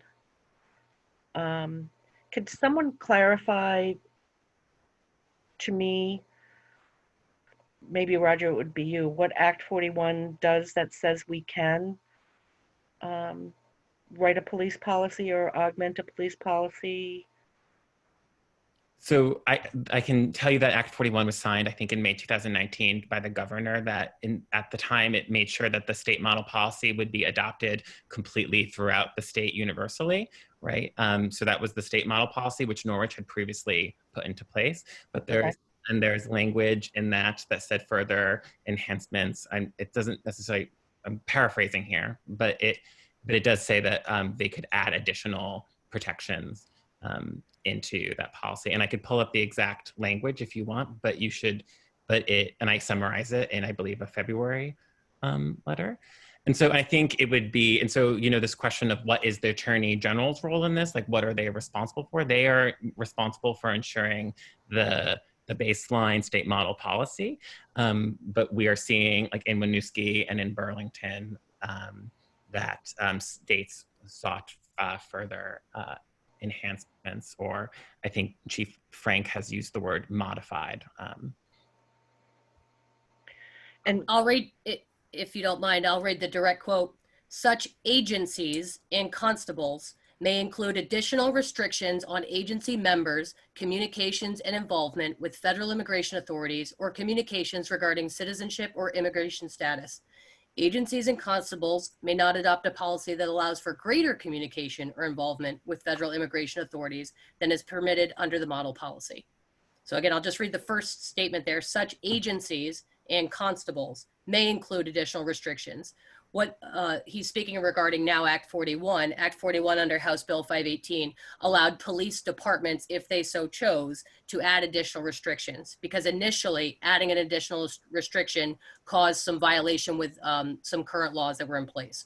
So that was designed to allow a police department, if they so chose, to say, here's our current policy. We are going to make it more strict, but we can't make it less strict. okay. John Langus, you had your hand up. Yeah, I was just going to say, I'm trying to find the actual language from this, but I believe that it speaks in terms of town employees. So this is most relevant to our staff of our police department. And Roger, correct me if I'm wrong, but this is written to apply to all of our staff. So it is a personnel policy. We use the word policing in a more sort of generic sort of sense of the word, is my understanding and recollection, but I can't find the language. Yeah, and you know, and a member of someone just wrote into the chat, which, you know, I'm happy to introduce as my own information, that the police department is an agency of the town, and that the board, you know, oversees that as a department. So implicit in the state law is the authorization for towns to require their police employees to enhance this, right? So, so you could perhaps, John Langus, as a lawyer, sort of sign off on that. Sort of the implicit in the state law is the authorization for towns that require their police employees to enhance this, right? So, so yes, and certainly we have other communities in Vermont who would agree with that interpretation of the state law. And also, I would like to say that, you know, the ability to make these determinations is us as policy makers, I believe. You don't necessarily, yeah. So anyway,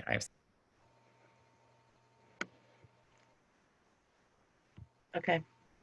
Any other select board comments? Chief Frank comments? Before I open it up to public comments, I don't want this to become a debate between the chief and the members of the public. There was a motion that was put before the select board. The motion was seconded. I will offer up the space for the public to make a comment, but I don't want the public to get carried away. So I probably didn't phrase that well, but yeah, no, we had some folks who joined the meeting. So let me just say, if you're joining us by phone, you push *9 to raise your hand. Otherwise, we're taking public comments through raising your hand. And I see a public comment from Sharon Racusin. I'm going to unmute you, Sharon. Okay. So I want to preface my comments by saying that this is not a commentary on the Norwich Police Department. Everyone is doing a beautiful, lovely job during this crisis. Jennifer Frank has been superb organizer. And so please don't take anything, you know, I certainly don't want to offend anyone. I do want to reiterate that the vote was overwhelming. We know that. And the people have spoken in this town. Unfortunately for us, we're within that 100-mile, you know, this 100-mile border from the border, this area. And we And because of that, the town has spoken very forcefully that they don't want town resources used for federal enforcement. They don't want ICE using profiling tactics, which means stopping people without any reasonable suspicion. And Black and brown people are caught in this snare. And these are tactics by the federal government to sow division. That is the purpose. And personally, I find that horrible. During 9/11, Muslims were targeted. Trump has continued to target refugees and migrant workers. And now the coronavirus is called the Chinese virus. And who's next? This is scapegoating, and it is the creep of fascism. We really need to stand up to this right now. This is the time to do this, not after COVID is gone. We all know dairy workers, the backbone of Vermont's economy, are taxpayers, believe it or not. And they're being separated from their families when they're picked up in a raid and sent into detention and then deported. There are DACA students and undocumented students at Dartmouth, a mile away from here. They're afraid to leave the campus, and they can't have their family even come to graduation. I mean, they're all afraid. Affected people live in fear. They won't report a crime. And now, during the pandemic, like Roger said, this is the time that they're not even going to go to the hospital because they're afraid. And to use police services at this moment, they absolutely won't do that. So this health crisis is also being used to threaten civil liberties, ours and theirs. We're not free until we're all free. I mean, this is really true. And I know I'm tugging at your heartstrings, but Mary, there is nothing that the police cannot do. And let me just read Alan Johnson's quote to the Hartford Select Board when he's on the Select Board. And there was absolutely no equivocation or contradiction from anyone. He said, just make to the police department, just make it a practice of not asking for citizen status.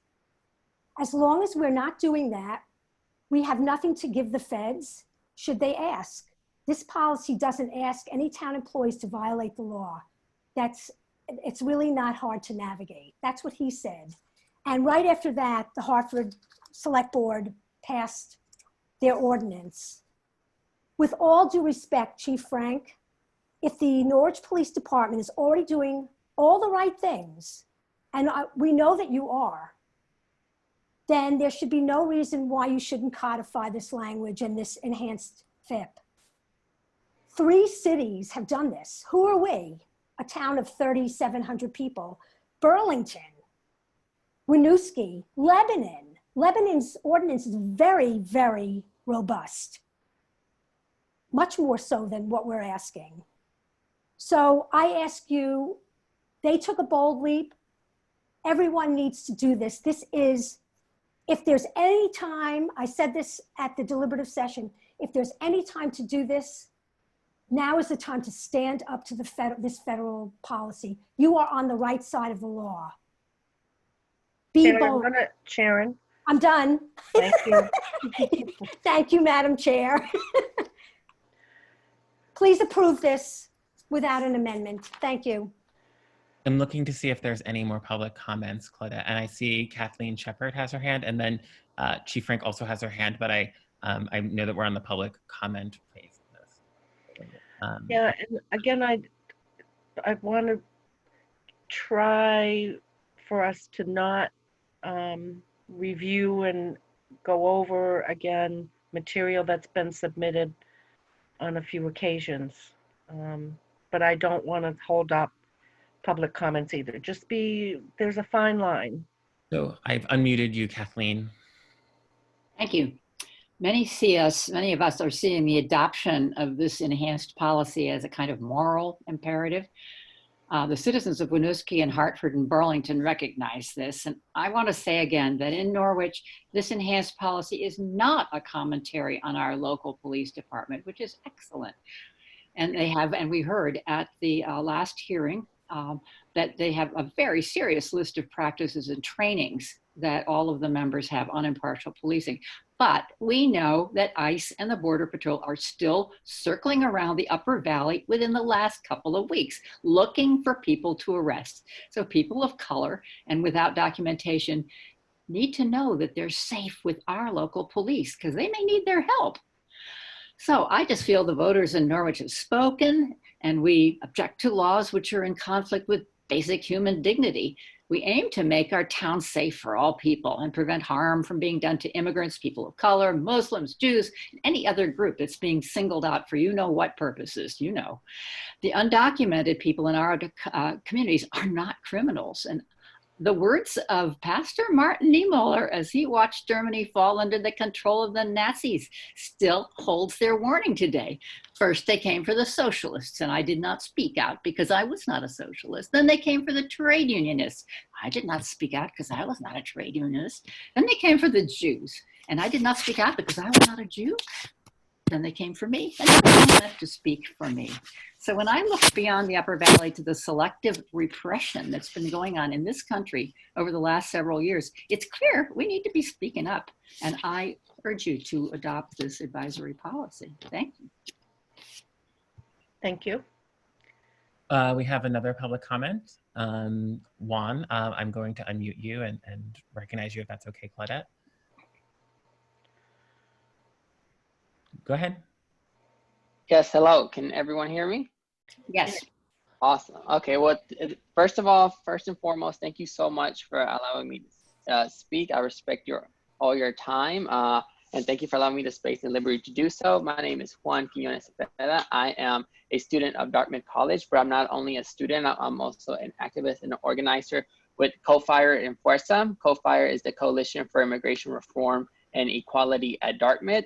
And we work with a lot of the same population that this will greatly impact. And I'm here to show my support, but also provide a couple of research items that we have found that I think in passing it with no amendments would really benefit everyone altogether. As previously mentioned, there are a lot of DACA and undocumented students on Dartmouth's campus, and that has greatly affected their sense of safety, but not only theirs, but also their family sense of safety when coming up or for graduation or other types of events. As you know, there are hundreds, if not thousands of people who come over to the Dartmouth area who trickle down and go all over Hanover and Vermont to participate and contribute to the economy. And their money is just as good as anybody else's money in this country. So this is one of the reasons. The other one is because we are in the 100-mile border zone. And I like to reference something that was said previously, with all due respect, that what's being done is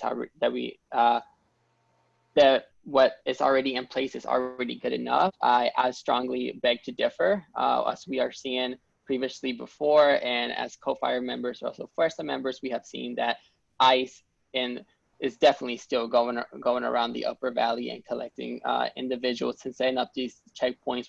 We saw it during the summer. There was so much fear in the students to come to Dartmouth, and as Dartmouth prides itself on collecting the youngest and the brightest in the country, to collect the youngest and the brightest and put them in this position where they feel unsafe, I think is terrible. And I think this is something that needs to be passed without the amendments.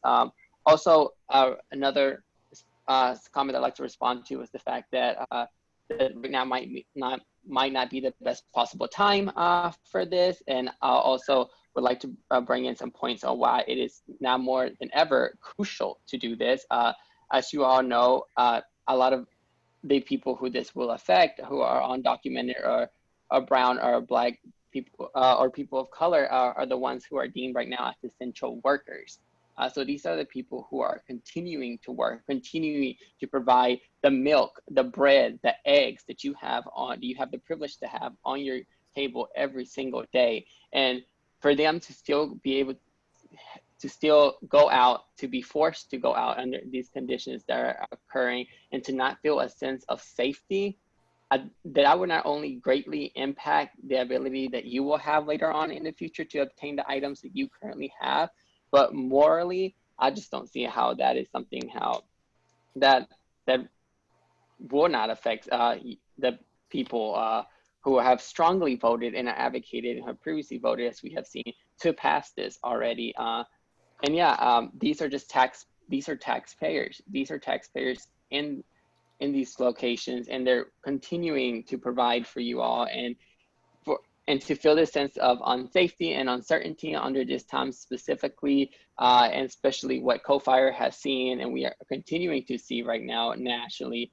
with ICE and police members still look on the search and arresting people of color and Black people, especially with COVID-19 greatly affecting, as we have seen in Chicago and other areas, more communities of color than any other community. And those tend to be the most vulnerable, even under these circumstances. So that is why, those reasons why I strongly urge you all to pass this as a co-fired member and advocate, but also as a student from a mixed status family. Thank you. Are there any more? I'm not seeing any more public comment. Are there any more public comments to make?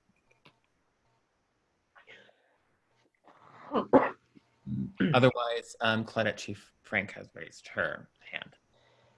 Yes, Chief, please go right ahead. Chief Frank, Norwich Police Department. Although I hear what people are saying, and I think Sharon mentioned it about the tugging on the heartstrings, I'm not arguing that the federal government is choosing the right way or the wrong way to handle things. And I'm not advocating the methods that are being utilized. What I am saying is that this discussion today, though, is not about whether or not the federal government chooses to engage in certain activities. What this discussion today about is asking police officers to specifically say that they're going to violate 1373. And one of the key elements here is we're not saying that by not passing this policy that officers are going to engage in those communications. We don't engage in those communications. What we are saying, though, is that we're not going to say that we are refusing to do it. So I'm not saying somebody is being compelled to have that conversation. I'm just saying that they're not restricted from doing so. There's a big difference in there. And I kind of go back to the fact that at some point, too, there's an element of trusting in the officers you have to do the right thing. We trust them every day to make the right decision, the right moral choice, the right thing at the right way in the right time. We have many privileges that we don't exercise every day. But to tell somebody specifically that you are asking them or essentially ordering them to do something that's in direct violation of that federal law, that's really where the rub is. It's not an issue of an agreement over the way that the people are engaging in that activity. So that's what it comes back to. I mean, we have Sharon is raising her hand again, but actually, Claudette, I would just, and then John is raising his hand.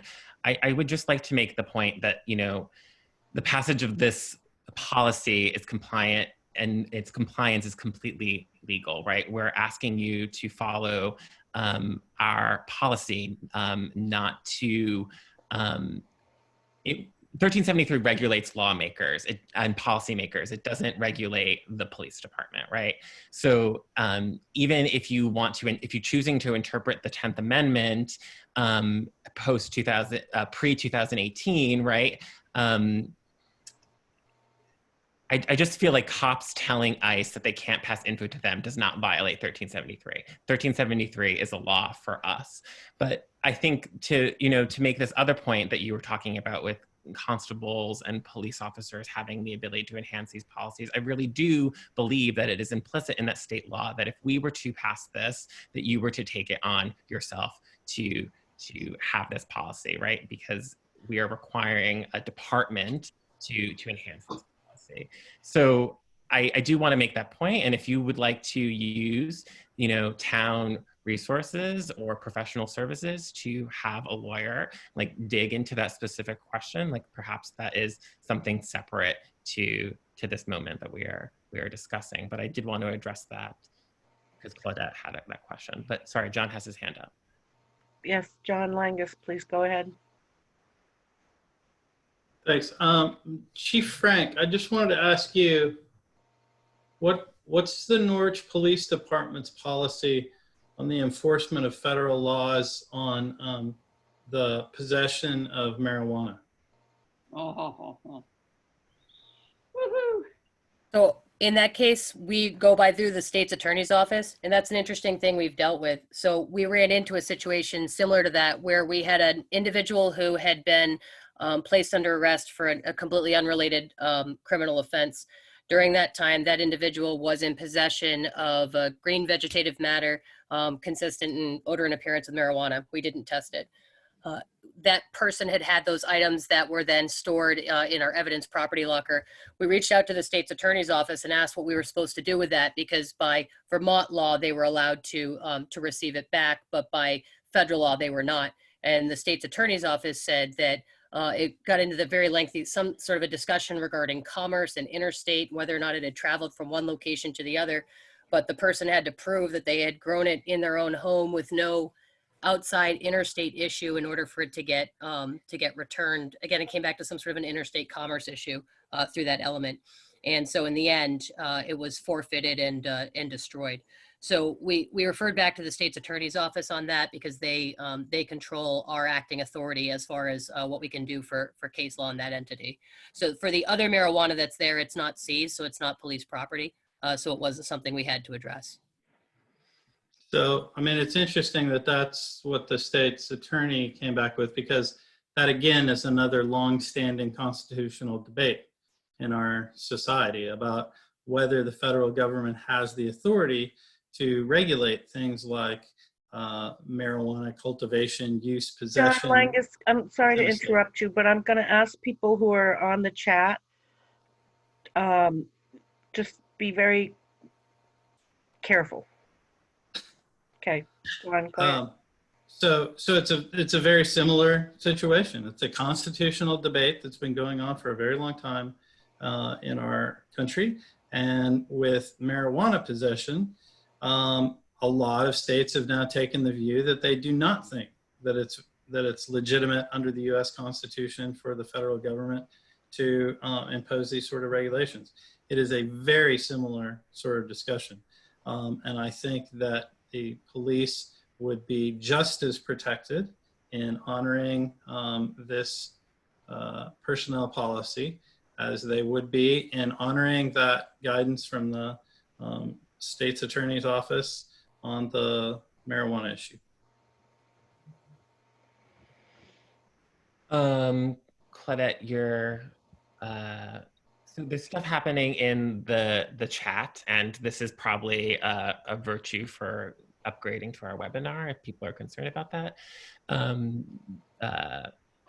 I'm happy to answer. Esmail Elhouni, who's on the call, is a resident of Hartford, who's been engaged on these issues, and so she is here for that to answer Doug Wilberdine's question. So just to move on from that. And at my mistake, I had asked for people to, at the start of the meeting, to state their name and locatable address, and I haven't followed through on our other speakers. So. And so would Sharon like to, Sharon has her hand up, would you like to address Sharon, Claudette? I am willing to address Sharon if it is something that has not already been discussed. I would say it hasn't. I have not said these words, Madam Chair. It doesn't necessarily need to be. No, I know, said. but the policy, this enhanced policy, creates very clear conditions or guidelines for the department to follow. And and I said, if they're already following it, there should be no reason why we can't continue doing that. Okay. Thank you. And I'm Sharon McCuson, 76 McKenna Road. Thank you, Sharon. I think we went into some digressions talking about 1373 that ultimately is a law that regulates lawmakers. And when we're talking about whether or not it's unconstitutional, we're talking about whether or not it's constitutional for lawmakers to adopt these policing policies. And then we heard Chief Frank make this point that policing policy is something that in her interpretation of the law means that she has the prerogative to do.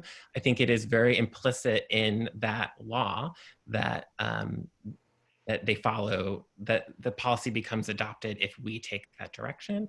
And I don't think that perhaps unclear moment should prevent us from taking action on this policy. If we want to revisit these kinds of issues for a larger personnel policy at a later date, if we want to revisit it for a civil ordinance, I'm absolutely here for that. But I think the interpretation of the state law should give the prerogative of that power for us to create a policy for our town department. And if we want to take the legal matter further, if Chief Frank truly believes that she would like to go in opposition to our voters who voted overwhelmingly with this information in hand, then I suppose we could ask Herb Durfee for guidance later on in the fact. But I do, I say that with sort of outlining everything that's been discussed and with the idea that I would like to vote. Chief Frank has her hand, and I'm gonna respect Chief Frank's final word, and then I'm gonna call the question. Go ahead, I unmuted. That you would put it forward as a town personnel policy and not a police department policy. I think to ask the police department to write a policy that violates a law. I've already made my point, so I don't want to reiterate it. But if it's a motion you're looking to put forward, I would recommend that you make it a town personnel policy and not a police department policy. Especially if you recall, Select Board Member Langus mentioned that it was something for all town employees. So, Roger, can you restate your motion?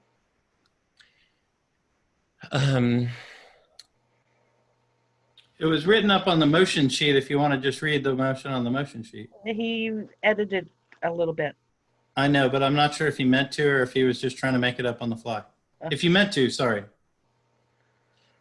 Is there a motion to adopt a town enhanced fair and impartial policing policy as advised by the voters at the March 3rd, 2020 Norwich Town meeting as included in this meeting's packet without amendment? And the second was Langus, correct? Yes, ma'am. Okay. Roll call. Roger, how do you vote? Yes. Mary? I'll come back to you if you'd like. You have to unmute yourself, Mary. I just unmuted you. No. John Langus? Yes. Rob Gear? Yes. And Broche is a yes. Okay, at this time. I just for a minute, I want to just discuss this chat that is happening. It is Doug Wilberdine says discussion dialogue is great, but this is a Norwich discussion and there's apparently non-residents added to the Zoom and SB meeting, which appears unique and inappropriate. Did you forward this to non-residents, Roger? To which I would say that the Zoom information, like all of our meetings, are publicly available through our agendas and anyone can join those meetings, and it is the prerogative of the chair to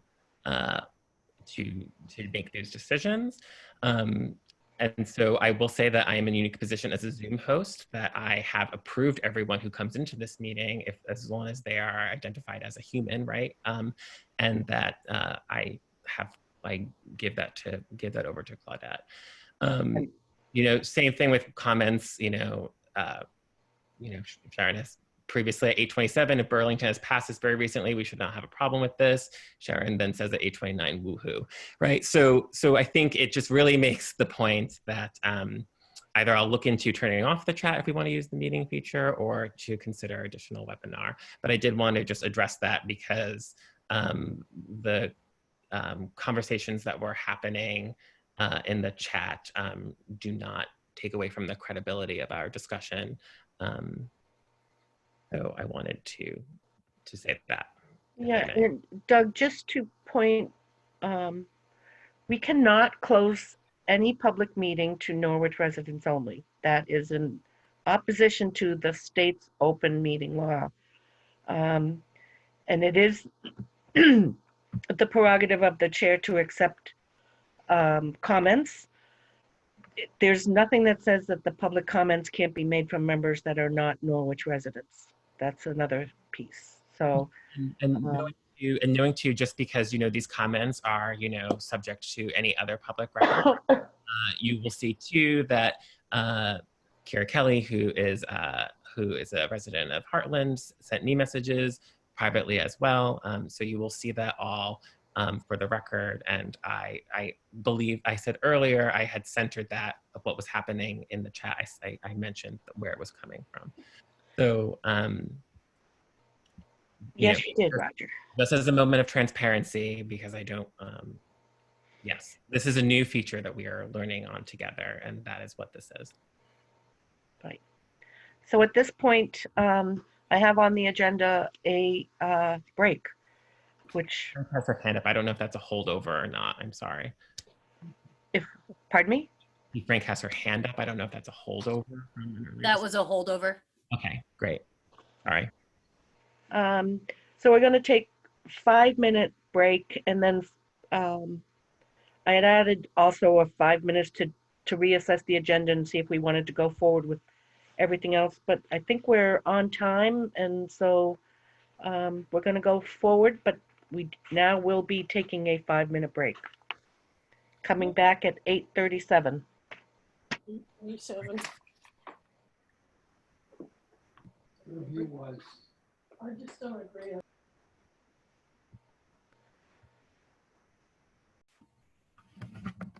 I'm here. Okay. We're waiting for Rob Gear too. Meanwhile, I'm going to go turn the heat up. Hold on.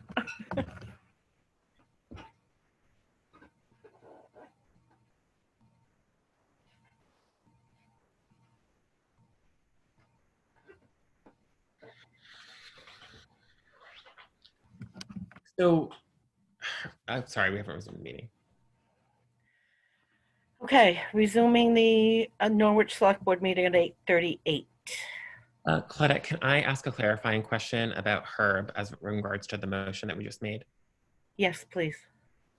Herb, this being a town fair and impartial policing policy, can you please outline where you are at this state and what that means in your mind, rather than a police fair and impartial policing policy, which is as it's intended and as I believe we have the authority to do? So you've adopted a town policy like you would normally do. I think part of the iteration that Chief Frank was getting at was that in statute, once you establish a police department and hire a police chief, you can't tell the police chief how to run that department. And basically they adopt their policies and procedures essentially as an internal thing.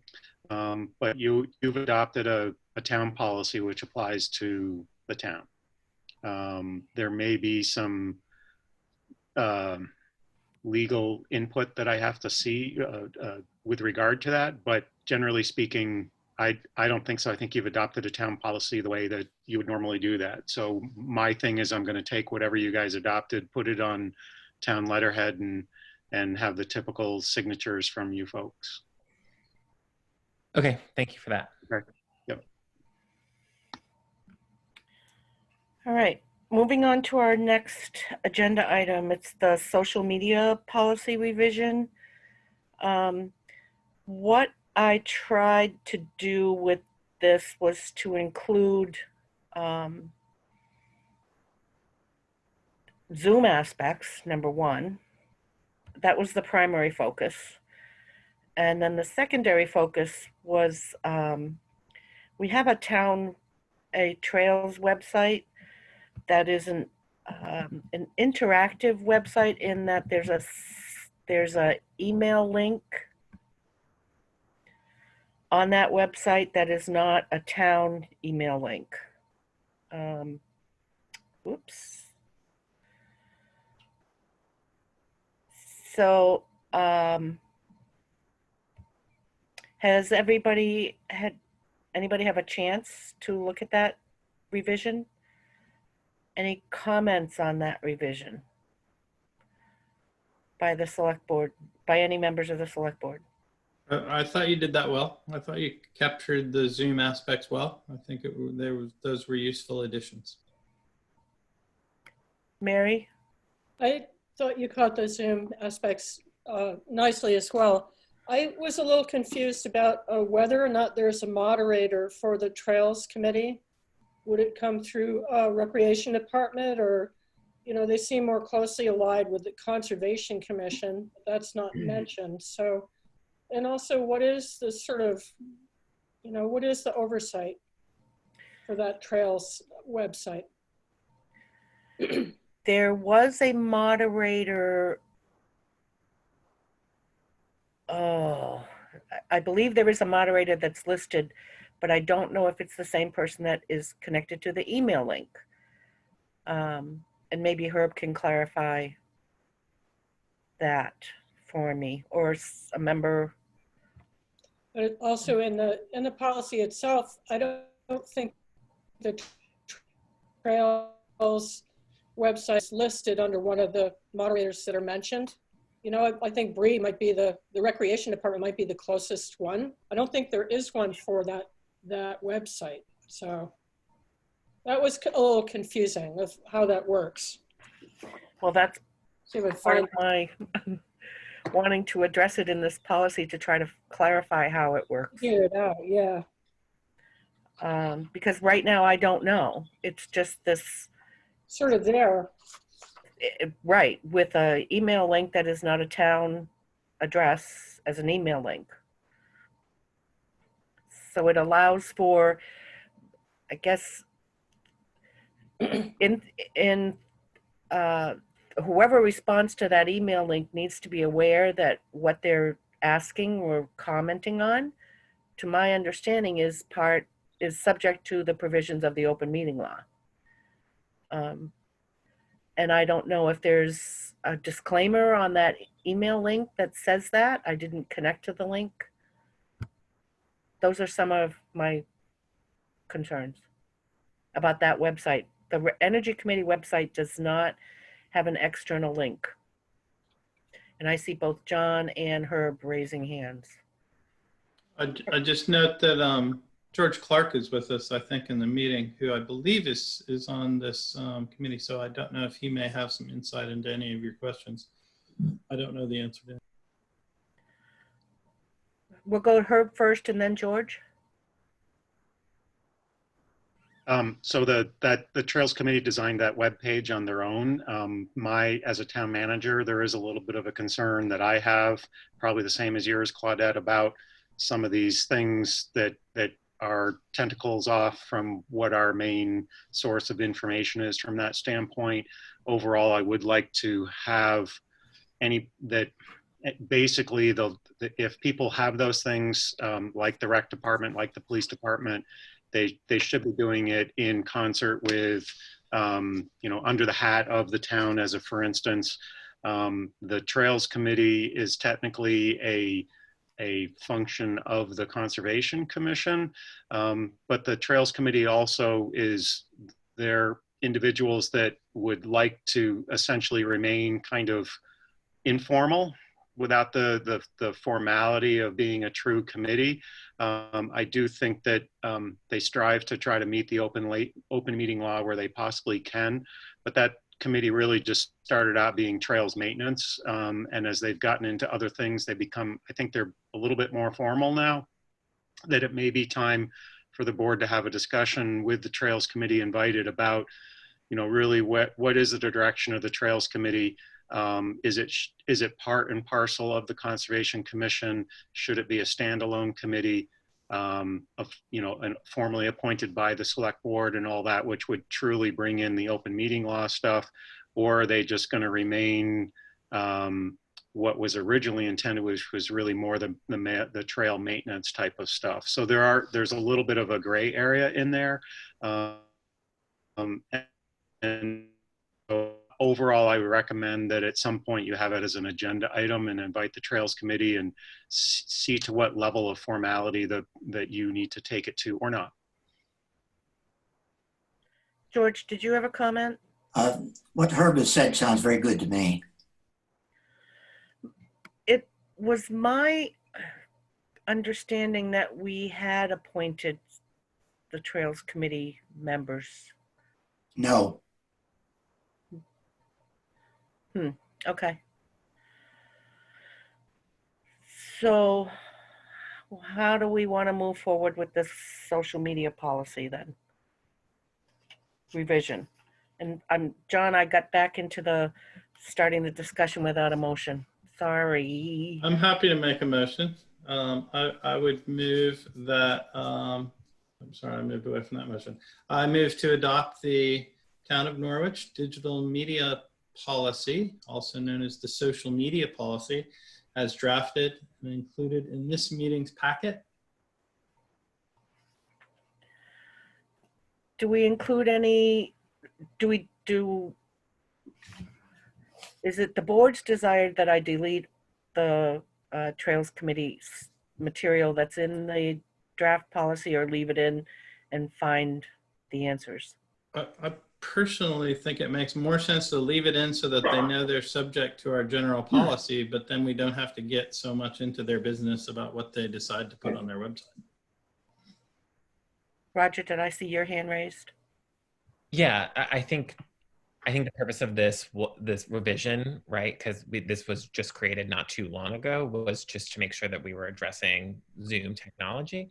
And so I think with that in mind, this has achieved your stated purpose, right? But I think John had mentioned it at a previous meeting, this is going to be an ever evolving policy. It's the nature of that landscape. And so we just need to commit to just revisiting it, not every so often, but like on a more yearly or every 6 months basis, right? Like as we would any other policy.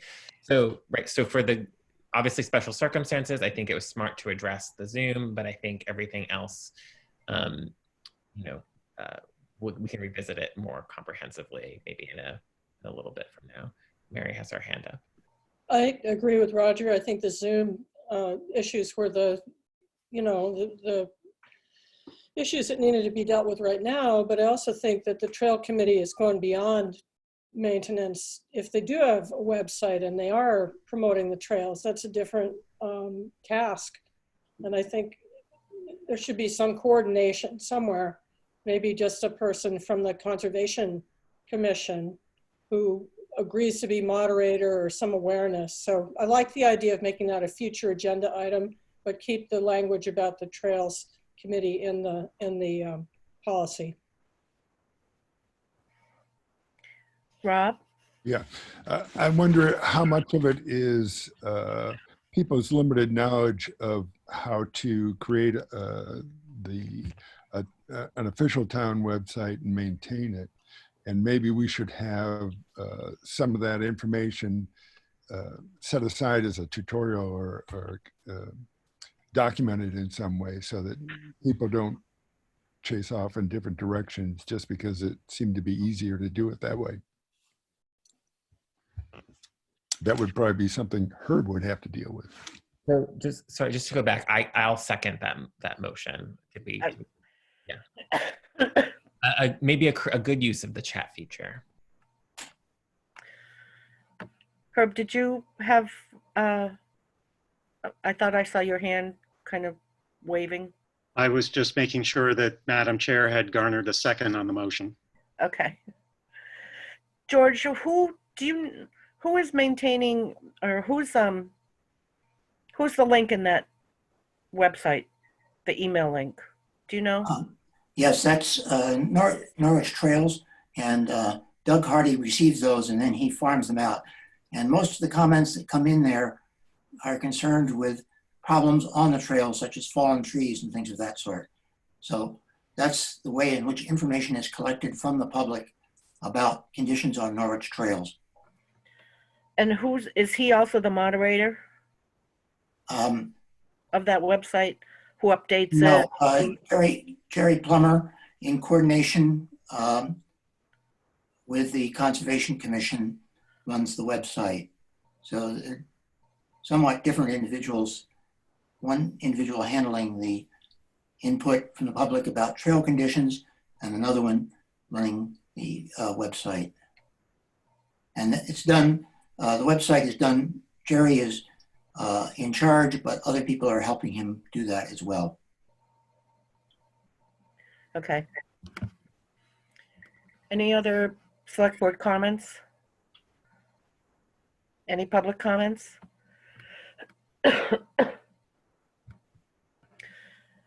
Okay, so we have a motion to approve the revision as amended, or whatever, As presented. right? as presented. Or it wasn't amended, I don't think. It was not amended, but Amended at this meeting. we will agree to discuss this as an agenda item in the not too distant future. Not saying it's going to be next month or next time, but okay, roll call. Mary, how do you vote? I vote yes. Roger? Yes. Rob Gear? Yes. John Langus? Yes. And Brochu's a yes. Herb, I'll get a cleaned up copy to you.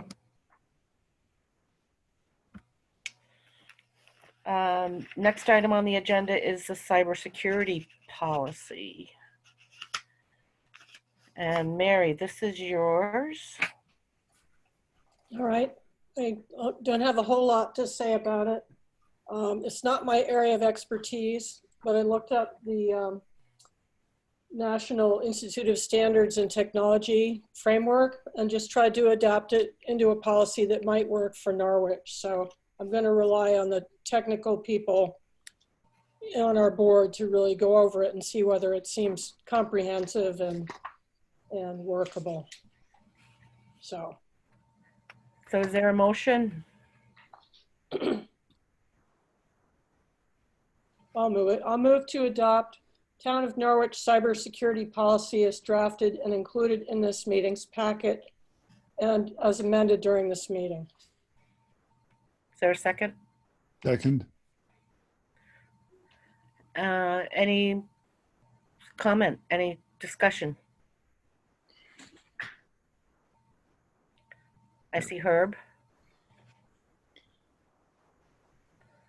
Just because there's a lot of the town manager will throughout this, do you want to put some kind of a deadline on here for when I need to kind of pull some of this stuff together? I mean, give me some reasonable time, but that way, if, you know, it doesn't come back and bite me some other day. I think that's reasonable, except I don't know how to put a time frame on it. So. I have a comment. Yeah, I see Rob and John both have comments to make. Rob, you go first, please. It's a pretty aspirational document. I would imagine it's going to be several months and several $1,000s to really come to some sort of, to get the town up to snuff on that policy.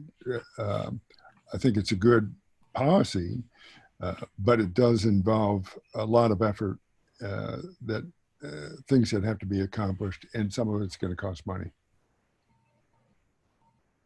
John?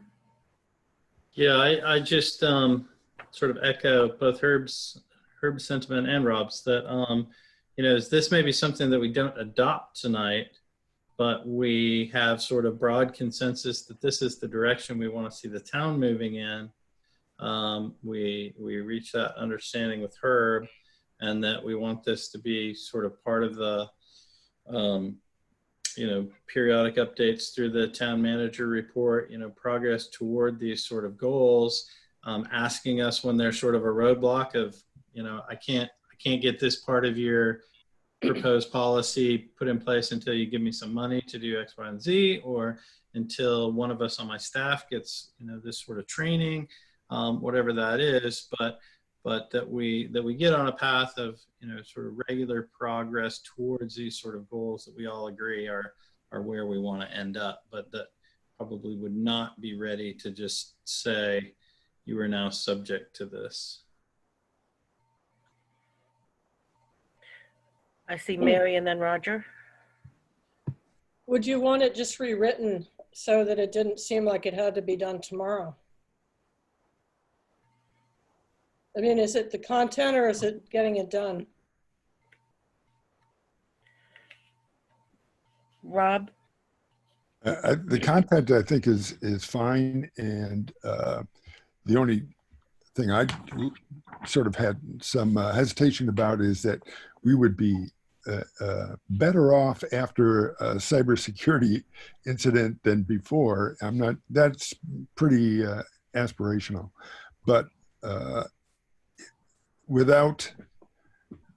there's definitely some technical aspects of trying to get to that level that are going to take a certain amount of time. We don't know yet exactly how long that will take. So right now, putting a fixed date on it, putting it into play with a fixed date might be too much. Difficult, too much, yeah. Mm. Roger, you had a comment? I see you, Herb. The only thing, well, Mary, I feel like I need to have at least 89 more pages. I find it appalling that it was. It's so short. How can I fully arrive at a decision without more content? No, the only thing I would say too is I think we're protected because of some of the other things we put into place sort of post financial scam. And so this cybersecurity is actually something that has the potential to just, I don't want to characterize it as icing on the cake, but is something that is best done. I guess I'm echoing what Rob and John are saying, is best done when we have the actual infrastructure to support the policy. The only thing I would also suggest is it does remind me that some privacy statements or some privacy information might be covered by a policy like this. Having folks know that we are what we are and are not doing when we take on a third-party platform that is, out of our control in terms of security and privacy, and like what is it that we state when we use something like Zoom, right? And that's not something that can be covered in a digital policy, but that could be covered maybe either in a cybersecurity policy, or maybe it's actually like a privacy policy irrespective, a completely different one. So I'll say, I think we are protected because we have other internal control policies. And I think this policy is best situated when we have the robust things in place to actually make this policy meaningful. And that we might also then want to consider some kind of privacy, how we're safeguarding people's privacy as part of this policy or perhaps another policy. So I'm fine adopting this now, but I think it would be better, more meaningful if it's to wait and we actually see some things and put into place, if that makes any sense. Sure, that makes sense. I wouldn't want to leave it out completely, though. I think when those structures are in place, I think they should be a matter of policy and not just a matter of town manager protocol or something that's happened. It's true. I mean, the policy aspect is important. Yeah, I mean, we could adopt this and then it sort of, would compel, that's why Herb was asking about deadlines, because it compels him to take directives accordingly, right? So I think what we're hearing from Rob and John is maybe we're not in a best position to enact on our policy. But that being said, I'm not willing to revisit it in one whole year, because obviously the policy means that the policy was written because we need to make improvements in this area, but we are being sensitive to the fact that there's a lot going on right now, and that that we might not be able to get up to snuff to our policy directive, right? Do you want to table it for 6 months? Maybe that might be a good directive and really hold us to see where we're at in 6 months, whether to scrap it or not, or whether to modify it. Yeah, that makes sense to me. I mean, and maybe it's maybe a good sort of skeleton for Herb to sort of play with, be aware of, and know that this is kind of coming, right? Anyway, I'd be okay with that. Herb, I saw your hand up. So maybe as a compromise, you could adopt it as a guideline for the town manager to consider moving forward that ultimately becomes a more structured policy. And then I can work with Mary and Rob to, you know, hit more of the salient points as we're working through this. And then, because there are, as Roger said, there are things that we've already got in place that probably need to be identified as part of the protocols in here. Mhm. And then lastly, as you know, I've just in the middle of, I've completed an assessment through SimQuest with the computer technology internally here, which addresses many of these issues as well. And SimQuest is putting together a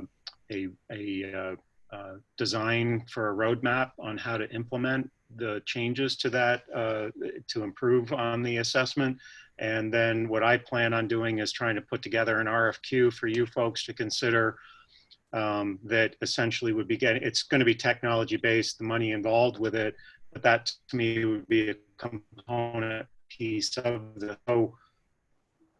To get at is to not just table something, but to actually adopt something that we can move forward on, but maybe more as a guideline than a policy right now. I don't know if that works. I'll do whatever you want to do. I just, please, if, you know, let's put some boundary around this so that I don't get caught down the road. Planned, yeah. I'm okay to change it. So change the motion to guidelines. Yeah, Like that. I don't know. What do you guys, part of me is thinking that to me, guidelines is maybe a little bit too airy, fairy kind of like thing. And Herb, do you have any idea when that, when SimQuest is going to get that material back to you?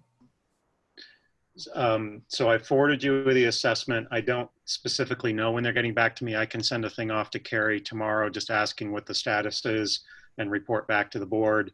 But I do know that she's working on it. Yeah, and it will include cost estimates too, sorry. Right. So I'm wondering if once we get our hands on that material and able to put some kind of plan in place as to getting these upgrades done at that point in time, might it be a better time to address this as a policy?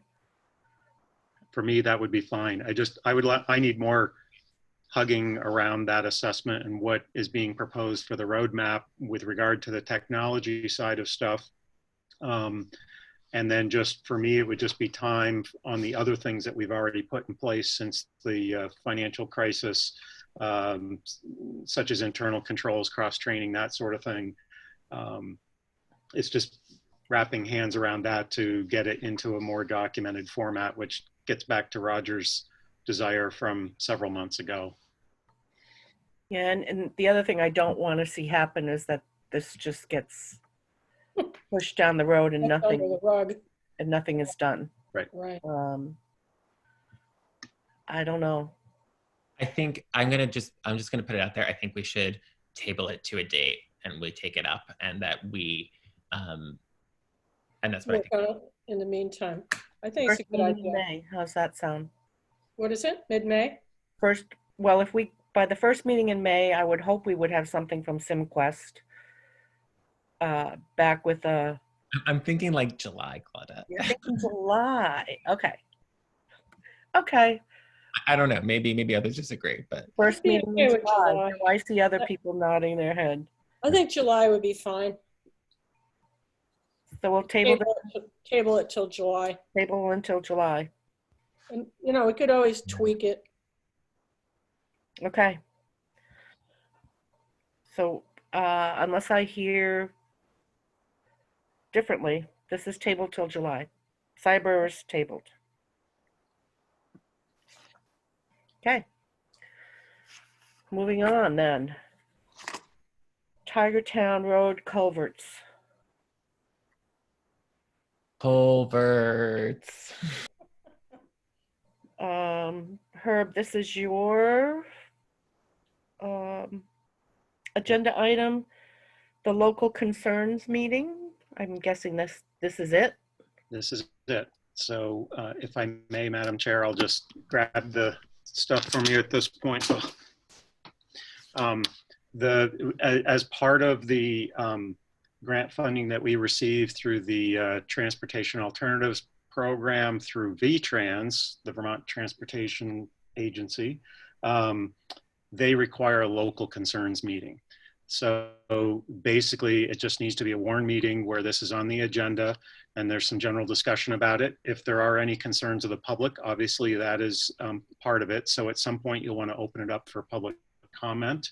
But in general, this relates, so that people know what we're talking about, this relates to the 2 Tiger Town culverts that need to be replaced and upsized as a result of the July 1, 2017 storm event. This was a result of that storm, but they were not eligible under FEMA, under the category of FEMA, because technically the culverts didn't get damaged, but everything washed out around them. So because there was no damage to the actual infrastructure there, we can't use mitigation money to upsize the culverts. The FEMA money allowed us to rebuild the road back to the certain situation. So just kind of funny FEMA rules that come into play, but we did apply for some funding and received this funding through a different source that's not FEMA based. And at this point, what we've done is, with the grant funding, we've been able to hire an engineer, Stantec. They have put together the formal engineering plans that essentially the Agency of Transportation has signed off on as a result of that. And those have been sitting up on when you were having meetings in the conference room, those were the plans that were on the bulletin board behind your heads while you met for several meetings. But they're also in tonight's packet. Where we're at this point is, now that we have the engineering plans approved, we went out to bid to move forward with the construction aspect of things. We've received back, I believe, 5 or 6 pretty good bids. Larry and I are in with Rita Cito, who represents transportation through the Two Rivers Regional Commission. We're in the middle of reviewing those proposals, and we'll eventually have a recommended preferred consultant for you to act on at a future meeting in order to move forward with the construction. The part of the concern that's going on right now is that the Municipal Assistance Bureau within VTrans has essentially shut down because of the COVID-19 stuff, that this is essentially considered non-essential type of thing. So, and this affects a number of our grant programs. So even though we can move forward with identifying a preferred vendor and even moving forward with establishing a contract with that individual, we're on hold with regard to construction at this particular point, mostly because the VTrans has said that Municipal Assistance Bureau is non-essential at this point, so they're not operating. So I don't have my link to my source of funding and everything else is disconnected at this point. But trying to get in other words, get everything ready to go to be able to put the shovel in the ground is what we're trying to move forward with.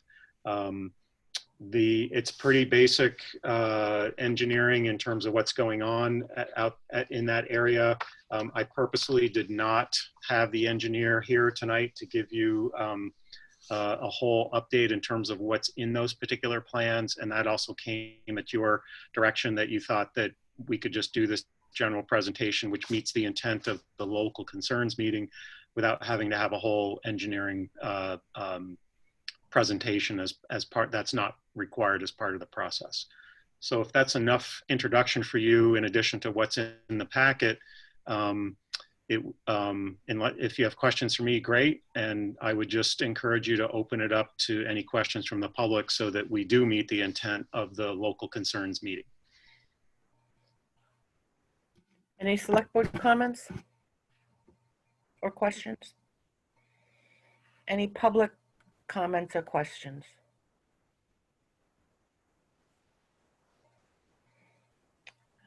And not getting an indication that there are. Herb, I just have one question, and it may be entirely theoretical. Given the fact that we know the state is going to be facing, is facing serious financial issues, what's the chance, do you think there is a chance that these grants may be withdrawn? The ones that have already been approved?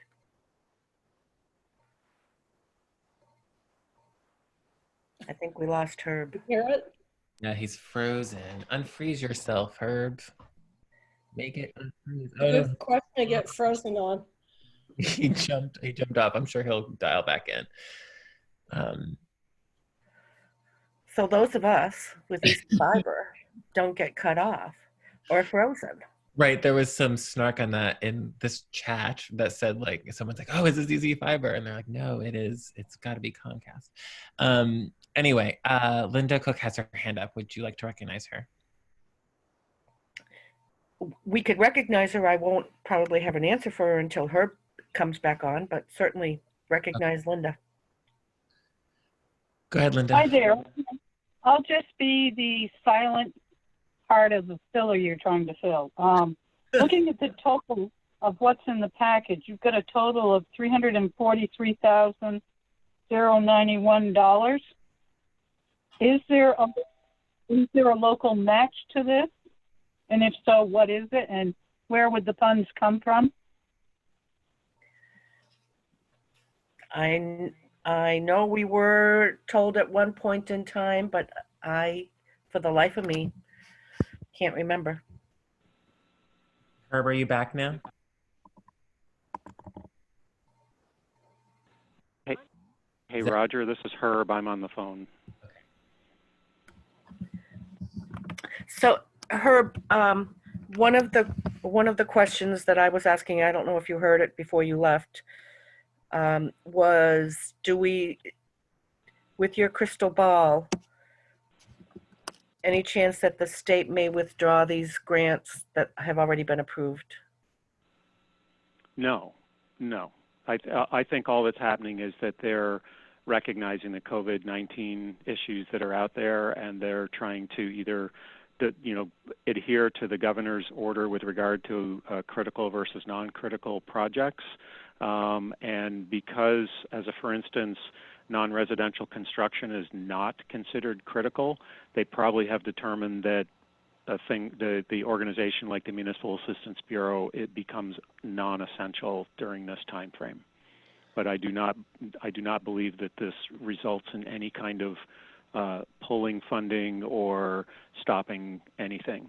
We're under contract right now with a duly executed contract with VTrans. Okay. Then Linda's question was, what was our match for this grant, and has the money been put aside? So this is a 80-20, 80 grant, 20% local match as part of the budget process that was adopted by town meeting. The voters authorized the 20% construction portion of it. Okay. So it's in the budget for starting after July 1 of this year. Any other public comments? I don't see any. Seeing none. Thank you, Herb. Yep, You're on. sorry, I got bumped off. I don't know what happened, but I'll stay on the phone. The next item is the fire department request for funds from the designated fund. Is there anybody willing to make a motion?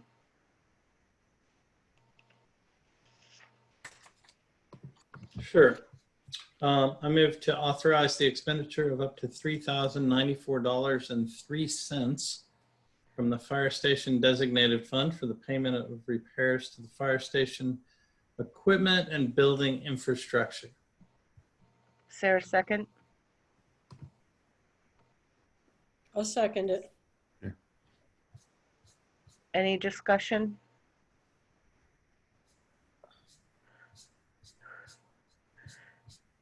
I just want to know, Herb, are we giving some of these, I think one was a truck bumped into something, right? Yes, a firefighter did something that they shouldn't have done, which was to drive the vehicle outside the lines of getting out of the garage to hit a different bay, and they hit the ventilation system is one thing that was covered in part by the by insurance, and then there was some other. There was a couple other building sort of repairs that they did, which is just normal repairs, not through an insurance type of thing. So they're looking to again, the source of funding they're looking to have come from is some of the remaining funds of the fire station fund, which is the apparatus bay fund. Mary has her hand up. Oh, sorry. I was a little confused about the reference in the letter, since there's no dedicated expense account. Should there be? Or are they trying to use up what's left in the old fire station expense account, or what? I would like a little clarity on that. Can you hear me? Am I unmuted? I left you unmuted. Yep. Thanks, Roger. So the basically, I'm trying to do a little bit of both. I am trying to bring that down because what I'm trying to have is I would only like one singular designated fund to handle what I call the public safety building, which includes the police department, fire department, including the apparatus bay. But there still are some funds that are left over in the fire station fund, which I'm leaving to be specifically for the apparatus bay. And then as you decide to build up that designated fund, which it originally was the police station fund, but I'm looking at that one as being the consolidated building fund for that overall area. And then what I am concerned about are some line items that have popped up occasionally about whether there's an actual repair line item for something. Fire department seems to be one of these departments that interestingly doesn't have some of the similar line items that some of the other departments do. And I've already initiated, as part of my last department head meeting, asking department heads to take a specific look at their line items, see what works, what isn't necessarily working, what's missing, because I am trying to go through a process of re-examining our chart of accounts and making sure that it's time to go through and just re-examine our line items and see if they make sense or not. I know that the town enjoys having perfect trend analysis on our particular line items, but I am running into a couple situations where that's not always making sense with regard to what we need to get done. And this is a perfect example of one of those. So I am going through department heads to see if there's a better way to do the chart of accounts, not to necessarily upset the whole apple cart, but just make sure that there's a uniform form of line items that every single department can rely on. And then that also will make monthly reporting on financials a little easier for board members and everybody else to understand. I will then run that, once I have input from the department heads, I'll run that through both the finance committee, which includes the treasurer, and then ultimately the board when we, hopefully prior to the budget season or as part of the budget delivery to you folks. I'm sorry. Can you just restate your question, Mary, that led to that conversation? Because I did. Yeah. I admit that I got lost in this format. Yeah. Yeah, it's referring to the letter that Chief Northern wrote. And he said, since there is no dedicated expense account, several repair expenses were paid for from the fire department operational budget.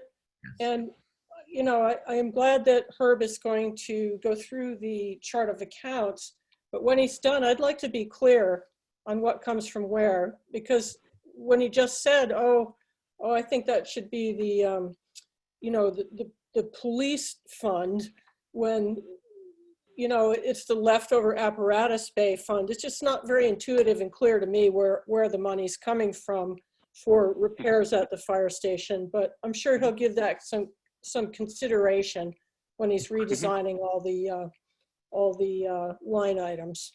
Right, it makes it a little. But I'd like it to be intuitive. Right. We also have to sort of take a little bit of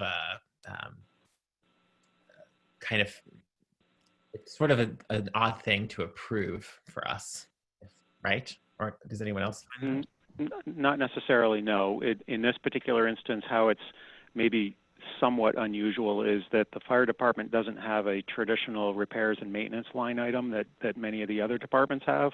And so what the chief is getting on is with regard to these are typical things that, right, with repair and maintenance with regard to the building. So because there isn't really a line item, that means there isn't really a budget for it operationally to deal with what might be a day-to-day type of repair and maintenance to the building, as in with other departments. So in this particular case, the request is as a result is coming toward the designated fund for the fire station designated fund, which is why we're involved. And this should probably just be something that is a decision.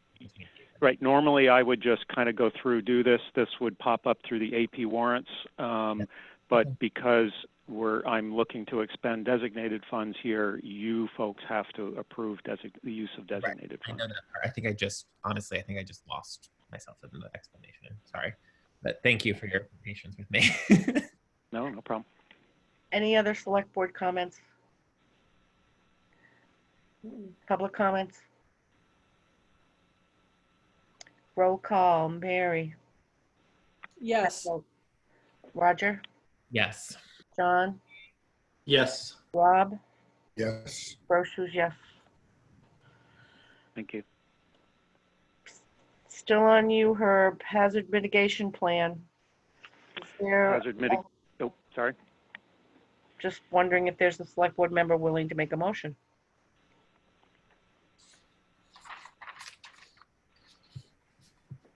Sure.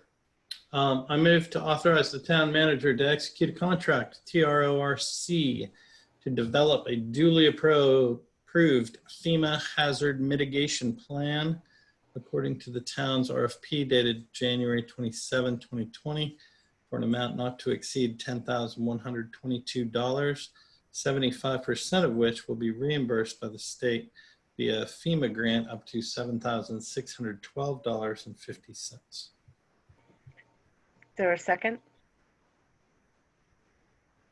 I'll second it. I have a question too. Okay, go ahead, Mary.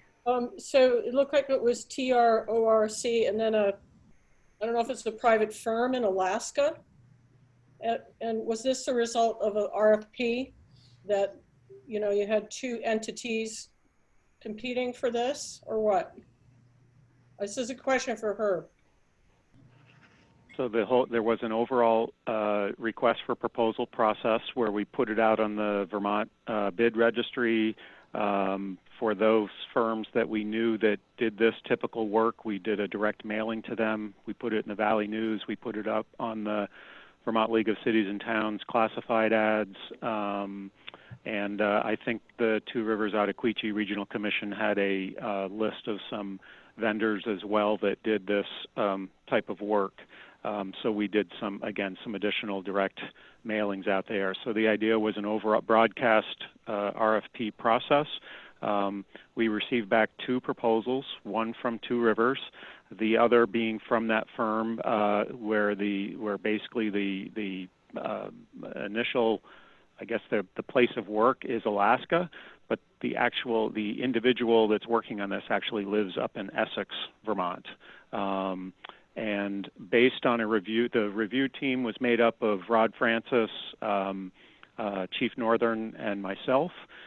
We went through and reviewed the proposals. What we found, basically speaking, was that in terms of the proposal, the cost was about the same for both because the cost of the grant was public information, so pretty easy to put a cost proposal in for that. So it really came down to the technical aspect of the proposals. What we did find as a whole unanimously was that in essence, the person from Alaska/Essex actually put in a slightly better proposal, but we opted to recommend to you folks the Two Rivers because Two Rivers is so intimately involved with doing hazard mitigation plans in this area, especially our county, and that they've helped out with this before. They understand the staff and the people that we have to work with at the Department of Emergency Management, and specifically the kinds of things that they're looking for in the hazard mitigation plan. Keep in mind the hazard mitigation plan is an integral document that you have to have adopted in order to benefit from FEMA funding, such as the funding that we're getting for the July 1 storm event from 2017. So we opted to, both proposals are good, but the one from Alaska, Essex Junction, was a little bit better, but we, again, because of the stuff with regard to Two Rivers and the connectivity that they also have their own mapping capability in-house. We thought it was best to recommend to you folks the Two Rivers proposal. Is there an instance where we would not ever choose Two Rivers, to play devil's advocate? I would say that that this was actually, even though we only had two proposals, this was a very difficult decision to make, because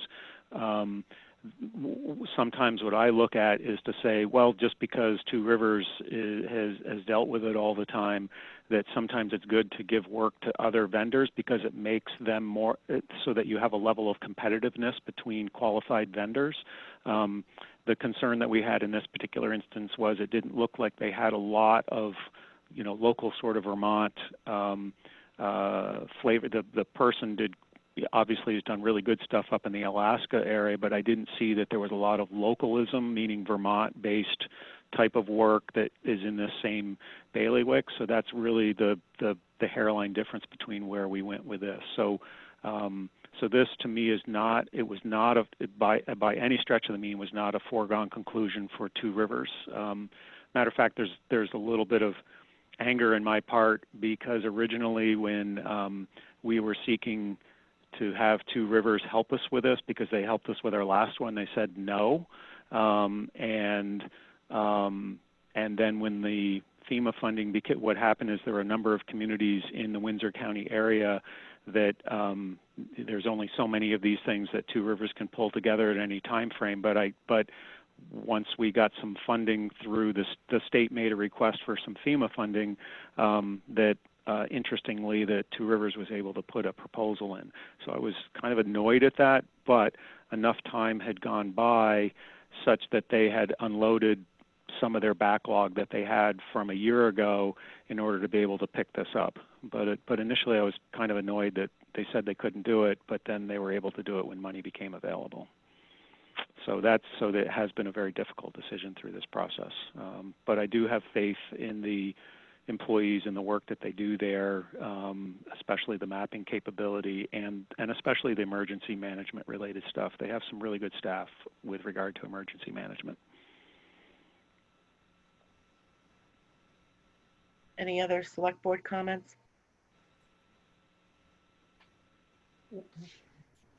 So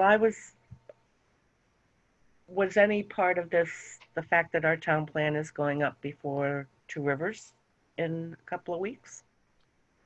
Whoa, okay. Sorry. I'm asking because I thought the Alaska proposal was much stronger. And now you're saying that there's somebody from Essex, so they're familiar with Vermont. I would imagine that they're just as familiar with Vermont emergency management. So, and in the letter supporting Two Rivers, it specifically said for political reasons. So I'm putting the question out there. Right.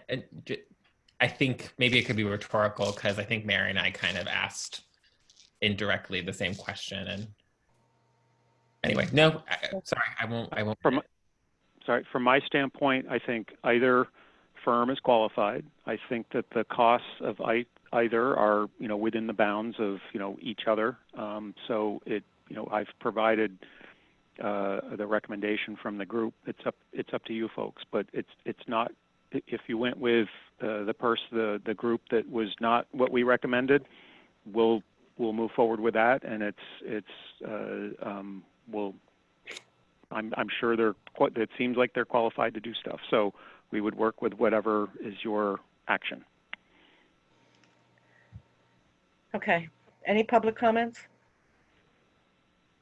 I don't see any, so no. Well, motion's been made and seconded. Mary, how do you vote? Yes. John Langus? Yes. Rob Gear? Yes. Roger? Yes. And I'm a yes. Thank you. So I have, the next item is just a COVID-19 update. I kind of just stuck it in there. I'm not sure that there is anything that we need to update other than I've heard the governor is expected to extend, in fact, he said he will extend the social distancing on Friday. And is not looking to change any of the directives that are currently out there. Mary has her hand up, and then I also have a question. Yes, Mary. I just wanted to know if Herb felt comfortable about how it is in the Tracy Hall with everybody working there or not working there. Maybe he could just say how it is. It's pretty lonely. No, I think that we're all being, I've not heard any complaints about the fact that Tracy Hall is closed to the public. I think everybody is, understands what's going on. The folks that are in Tracy Hall, we are all generally respectful of each other with regard to social distancing. We try to stay in our offices, which you're all familiar with Tracy Hall. The offices are pretty isolated from each other. Probably the only office, the office that's the least isolated would probably be Bonnie's. But we're all very respectful about keeping our distances, keeping things clean, wearing our masks where we have to deal with it. And as a sidebar, Masaki, that's the lister's assistant, has kindly manufactured masks for all of the staff, including DPW and some other folks. Pretty amazing seamstress, because she even includes the little metal thing that the metal clip that you can tighten around your nose. So she's a heck of a seamstress. And then we also have the other stuff such as the Perel around. I know every time I go up and down the stairs, I hit the Perel machine. And we try to do the intercom and email, as a for instance, even internally, so that we're maintaining our distance. It is a little difficult on days to try to deal with certain things that just are normal, everyday types of things. But I think everybody's pretty well adapted to this. Is that answering your question, Mary? Yes, thank you. Roger? So, you know, I don't want to get too into an analysis of the crisis and how it affects, you know, our town and our budget and our revenue and things like that, right? But I do want to sort of start to think about what would be the categories to sort of think through, right? Like, so we'll probably like be asking for tax abatement, right? That's a motion that we can control, not interest. We could waive any interest owed on taxes when they come due, I believe, in what the next payment is it July? August. So you have to set the tax rate first. So, right. So obviously we're going to obviously probably have some more directives when we go into setting that tax rate. So I guess maybe let me rephrase the question. What are the issues that we need to consider in advance of setting the tax rate in light of COVID? And I cited just this idea of abating interest on taxes, right? That could be something that we could do that's in our control if we feel like there's a particularly burden on our community right now. And then I guess, you know, we don't face some of the issues of other towns, like in terms of like parking revenue, right? Like in Hanover, who's like taking that hit. Most of our revenue is made to match the expenditures, like through rec, right? But if you could just like provide a brief narrative on what questions you think we should be thinking of as a board and as policymakers, right? So obviously the tax rate, obviously tax abatement on interest. Anything else in mind? Sorry. So what my hope is that sometime before the first meeting in July, you will take one of your meetings between now and then in order to have this particular discussion. From my standpoint, at this point, all municipal services, for the most part, are being provided and are continuing to be provided. So the budget that was passed at town meeting remains relevant to the establishment of the tax rate that you'll do in the first meeting in July. Anything that's sort of COVID-19 related, that there is the possibility of getting some reimbursement and everything that's out there. So the hope is that some of the municipal services that we're dealing with that are specific to COVID-19 will be able to get some actual reimbursements for, similar to like a FEMA project. So that should help to, offset the demand, if you will, from some of those particular expenses. But that's, again, on a reimbursement basis. But what I'm at least moving forward with is the assumption that you will be sending out tax bills to accommodate what the voters approved at March town meeting. And then what I would probably be doing, at least in terms of the semantics of it, is to say for tax payments, as part of sending out the tax bills, probably including 2 self-addressed stamped envelopes back to the town and asking people to make their payments via the U.S. Postal Service without doing the coming in. A lot of people want to come in and drop off their taxes, but trying to get them to do it that way so we minimize, we maintain social distancing, for lack of a better word. And then as part of that particular process, or at least that meeting in advance of setting the tax rate, is to have the kinds of discussions about are we going to charge interest on folks that don't make their first installment payment or for some reason can't. The reason why I say moving forward is that as the delinquent taxpayer, I have the ability to make tax payment plans with folks. So undoubtedly there's some folks that are going to be affected coming up, and what possibly I could be doing with an individual that's a little bit concerned because they're unemployed or something and don't have the level of income that they typically do, is that I can work with them on making some kind of payment arrangements, so that instead of having, they make some level of payment on August, but then each month thereafter they make some other level of payment, and then that essentially still keeps them current, for lack of a better term. And the same can be done for the second payment. The problem there is that you still have that 8% situation. There are statutory things that we run into. Whether the state has granted a leaving any of that, that's yet to, I don't know that yet, but that would be something that I would have to look into before we get into a tax payment situation. But again, right now we're still providing municipal services that we need to have revenue for. Okay, so but I could just say to you, one of my individual interests is that for the year for this year, or I don't know if, I would like to have an abatement on interest given the context that we have. And if we don't have the authority to do that, I guess I would like to learn more about that. And so maybe I'll look into it myself, but if you can maybe provide some guidance to me on that is one of the interests. Yeah, you and I can chat about that. Absolutely. Yeah, the authority that I think that is, I think it's in the best interest of our community, but anyway. The interesting thing about this whole COVID-19 thing, and sorry for taking up time, is that most communities still have tax payments due between now and the end of the fiscal year.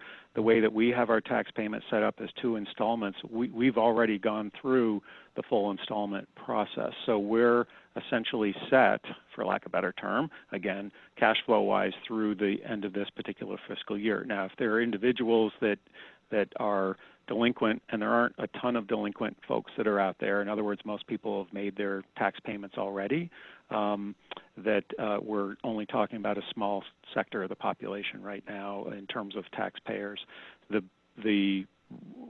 so I would say the discussion with you with regard to interest and all that might be more relevant as it pertains to the coming fiscal year and the taxes that we set. Not to belittle what we have right now, but I do know that it's a very small group of folks that are considered delinquent, and most of them are habitual delinquencies. Well, right. That's not for me to weigh in on. Okay. So I'm Claudette. WNP Smith has their hand up if you would like to recognize them. Sure. Is it Will or Pam? Go ahead. It's Pam. Hi, Pam. Go ahead. Hi. I've been talking with Jim Maslin about what's going on with the property tax credit at the state level. And I asked if we send out our tax bills in July, like we normally do, will we have the property tax credit information downloaded from the state? Or will we be sending out tax bills with no property tax credit for our residents? And he said, no, we do not want you to do that. We want you to wait until the state issues their tax rates and sets up these property tax credits. And I said, well, we've set August 14th or whatever it is as our due date. And he said, well, the way around that is the select board delays sending out the tax bill, and then the tax bill is due 30 days after the tax bill is mailed. So if we're talking about mailing out tax bills in mid-July to be due mid-August, we're not going to have property tax credits on there, and people are going to be completely freaked out. And that's part of, if I may, Madam Chair? Sure. That's part of that kind of discussion that I'm looking to have in that time frame before July, because as a for instance, with people not having to file their taxes till later on in the year, July 1, the same thing can be true for filing their homestead declaration, which I think is what Pam's getting at to a degree. And my perspective right now is to say that it's important to continue to have some cash flow for the town. That means that we probably would have to have revised tax bills for those that, in dealing with the filing of the homestead tax type stuff, so that there would be a pretty good chunk of revised tax bills going out as we get that information as it's filed by property owners. Part of the concern that and I'm not saying no to what Pam is saying, it's just that's one of those things that we need to continue to research and look into and talk about before we get to that first meeting in July. And then the other piece of it is the concern that I have is that we're not a community that has an article at town meeting that says that we could borrow in anticipation of taxes. So that's the structure that we set up in town by having that first installment pretty quickly after the turn of the fiscal year is so that we don't have to do a tax anticipation note, which is basically borrowing money in anticipation of getting tax money returns by tax payments. So if we don't do something in the beginning part of the year, we won't have the cash flow in order to provide the municipal services that we do. So that's just, it's not, I'm not putting it out there as an argument, but a real serious discussion that we have to have.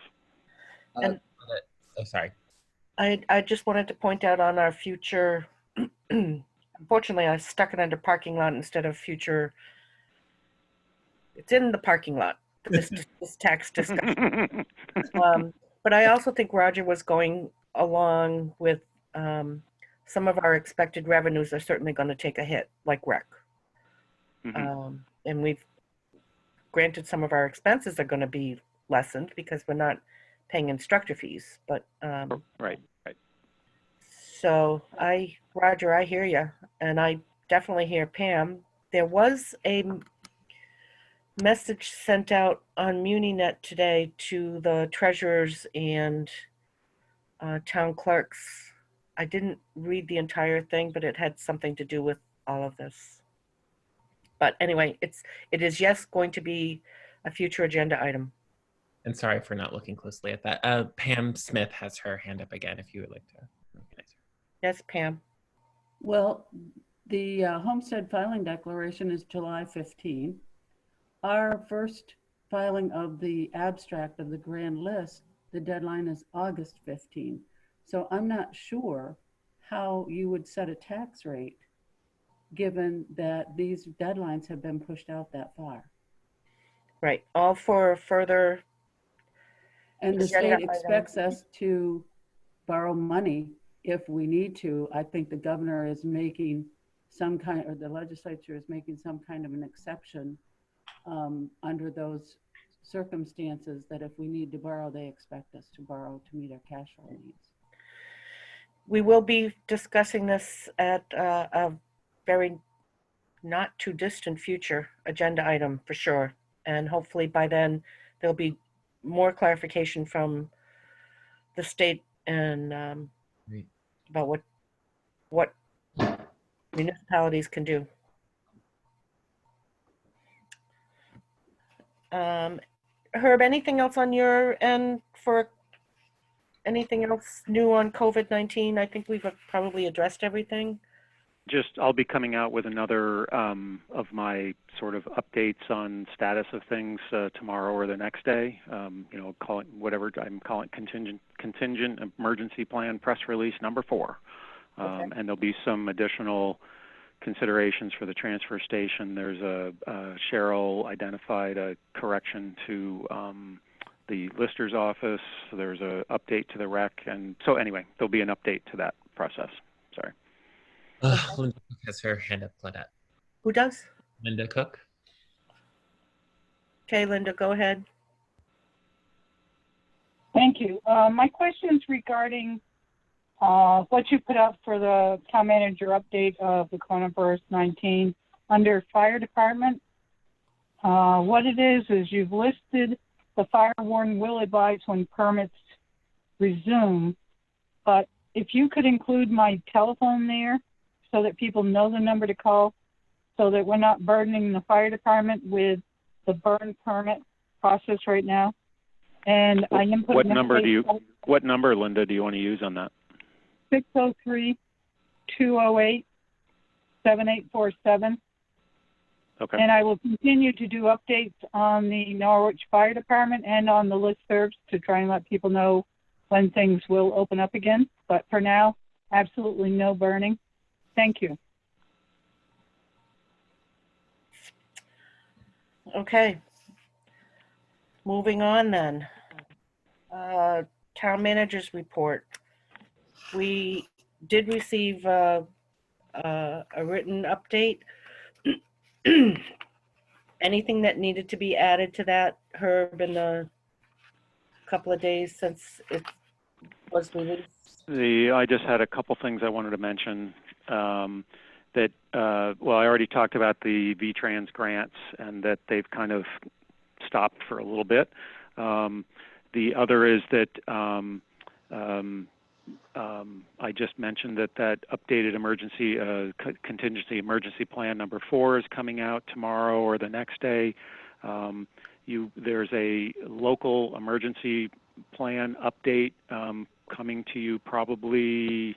Then I'm assuming the next meeting, April 22nd, that you'll need to adopt. This is an annual update to that. The fire chief has updated it for me, and I just need to go through it and make sure that it's ready for your consumption and adoption.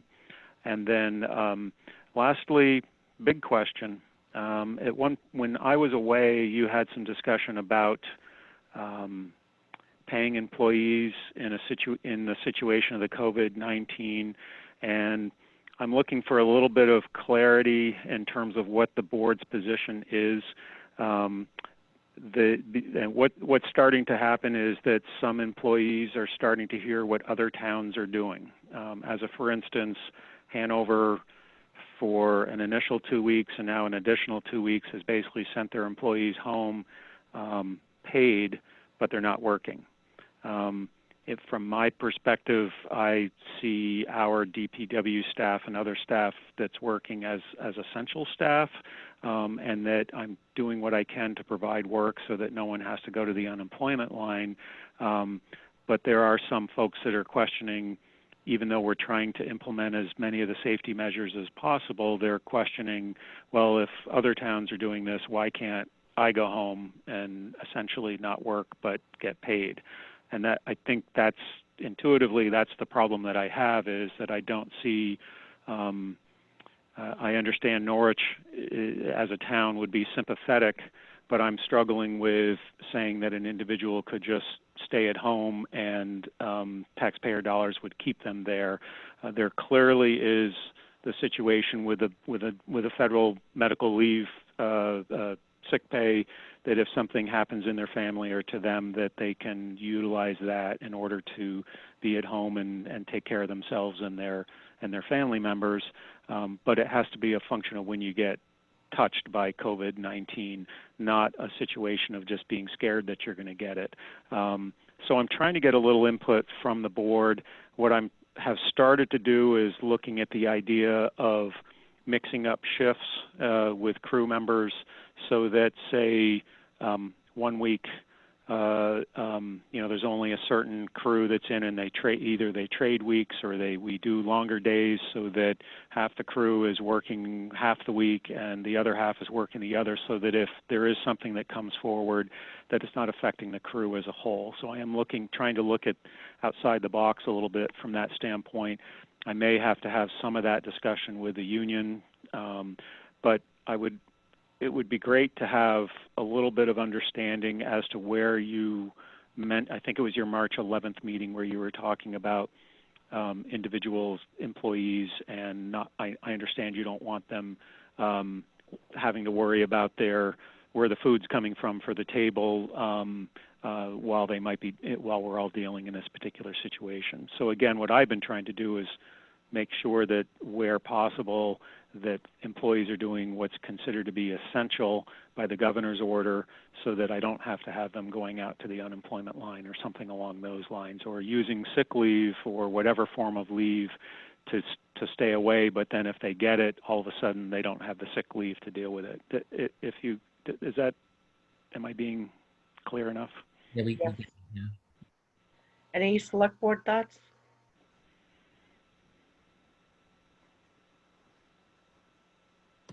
John?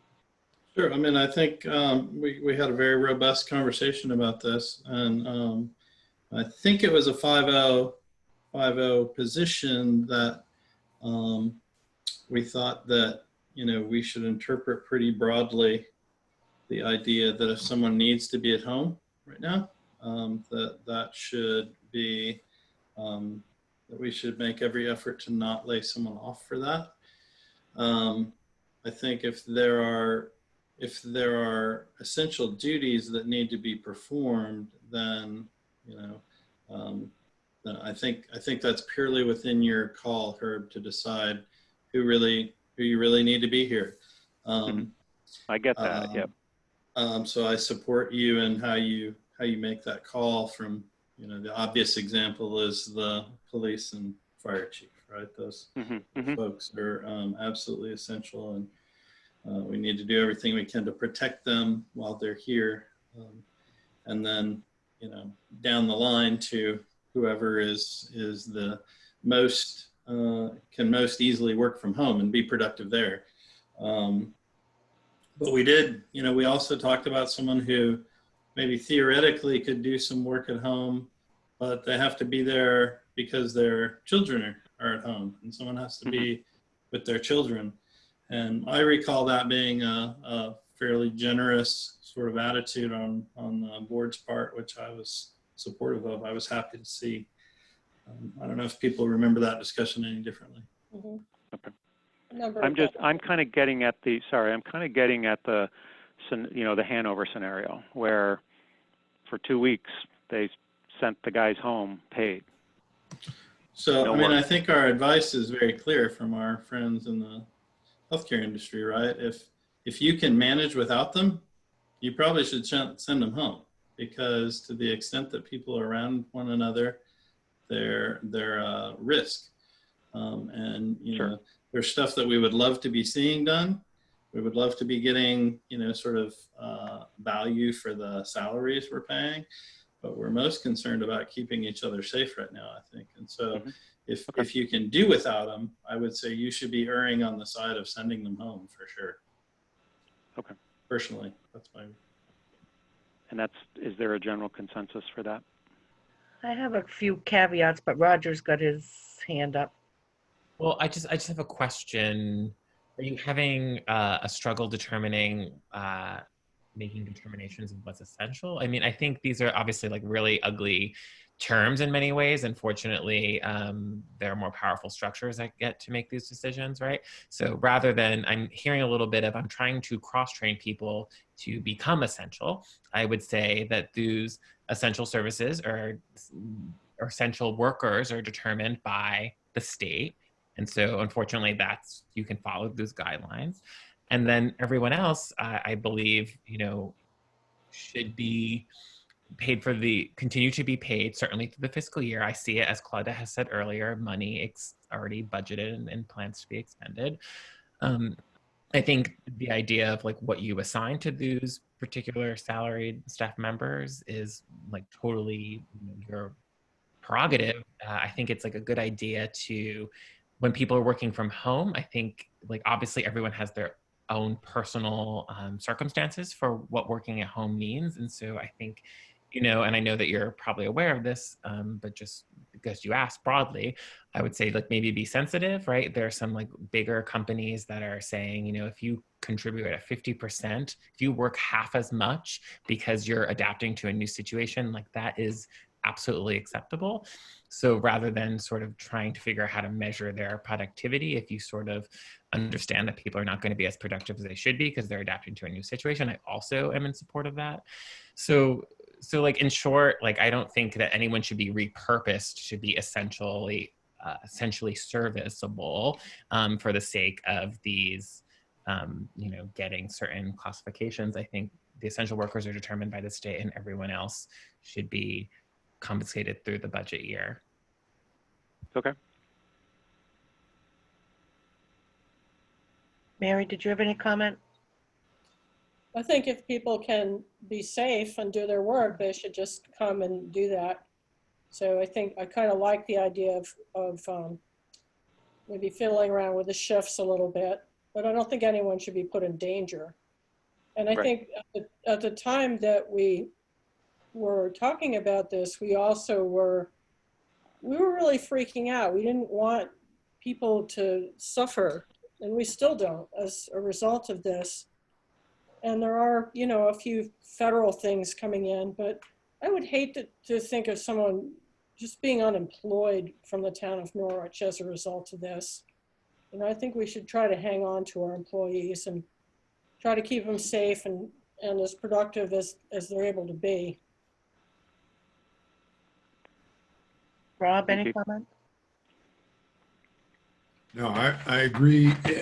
As I said before, it would be wonderful if we can figure out some way to offer training so that they could use their time at home productively instead of sitting around and I cut down brush yesterday during my lunch break, but it's, you know, if they can benefit from having to work at home, being home, then that would be great, and it would be to their benefit in the long run. But we may not have those resources available. It may be more effort to try and come up with training programs that don't exist just to make work. So I think we're good with the policy we decided on. Okay. Yeah, and part of me, I mean, the state has listed who are essential employees. And the other ones stay home, and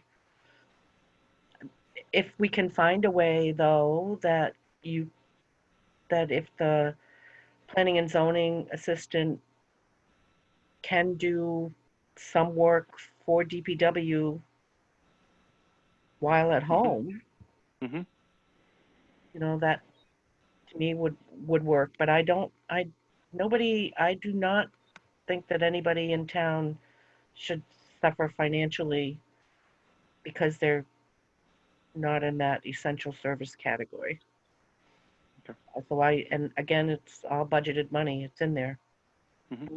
No, I appreciate the feedback. I know you've had a little bit of this discussion before, but because there are changing natures of things in this, I just wanted to redo that. But it also it lends me the support if I have to make a decision along those lines, and having your support to potentially make those decisions is really important to me, especially as if in having to respond to the public that may be concerned on a decision that I might make or something along those lines. So that's partly why I asked that question as well, because I feel that I need your support on that. Roger, did you have a comment? We're because we're saying it for a second time, we're smarter and more precise, right? But I just want to make sure I'm addressing, I don't want to be ambiguous in any way. I want to make sure that I'm addressing this exactly. So do you have the feedback that you need? It seems like we were all pretty unified that through the budget year, at the minimum, we are pretty committed to having all employees compensated regularly, and the essential service distinction is something that comes from the state. And you will work. So that was a little bit more what I said, but I think everyone sort of kind of said that too. So, clear? Yep. For me, I got some pretty clear direction. Yep. Thank you. Okay. Just want to check. Anything else, Herb?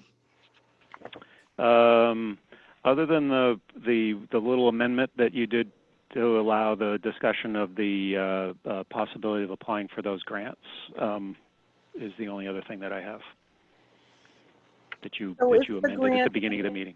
If the municipal assistance, whatever group is, the group that accepts these grants is not working. I don't know if the Municipal Assistance Bureau deals with these or if it's the specific administrative offices for each of the VTrans districts. But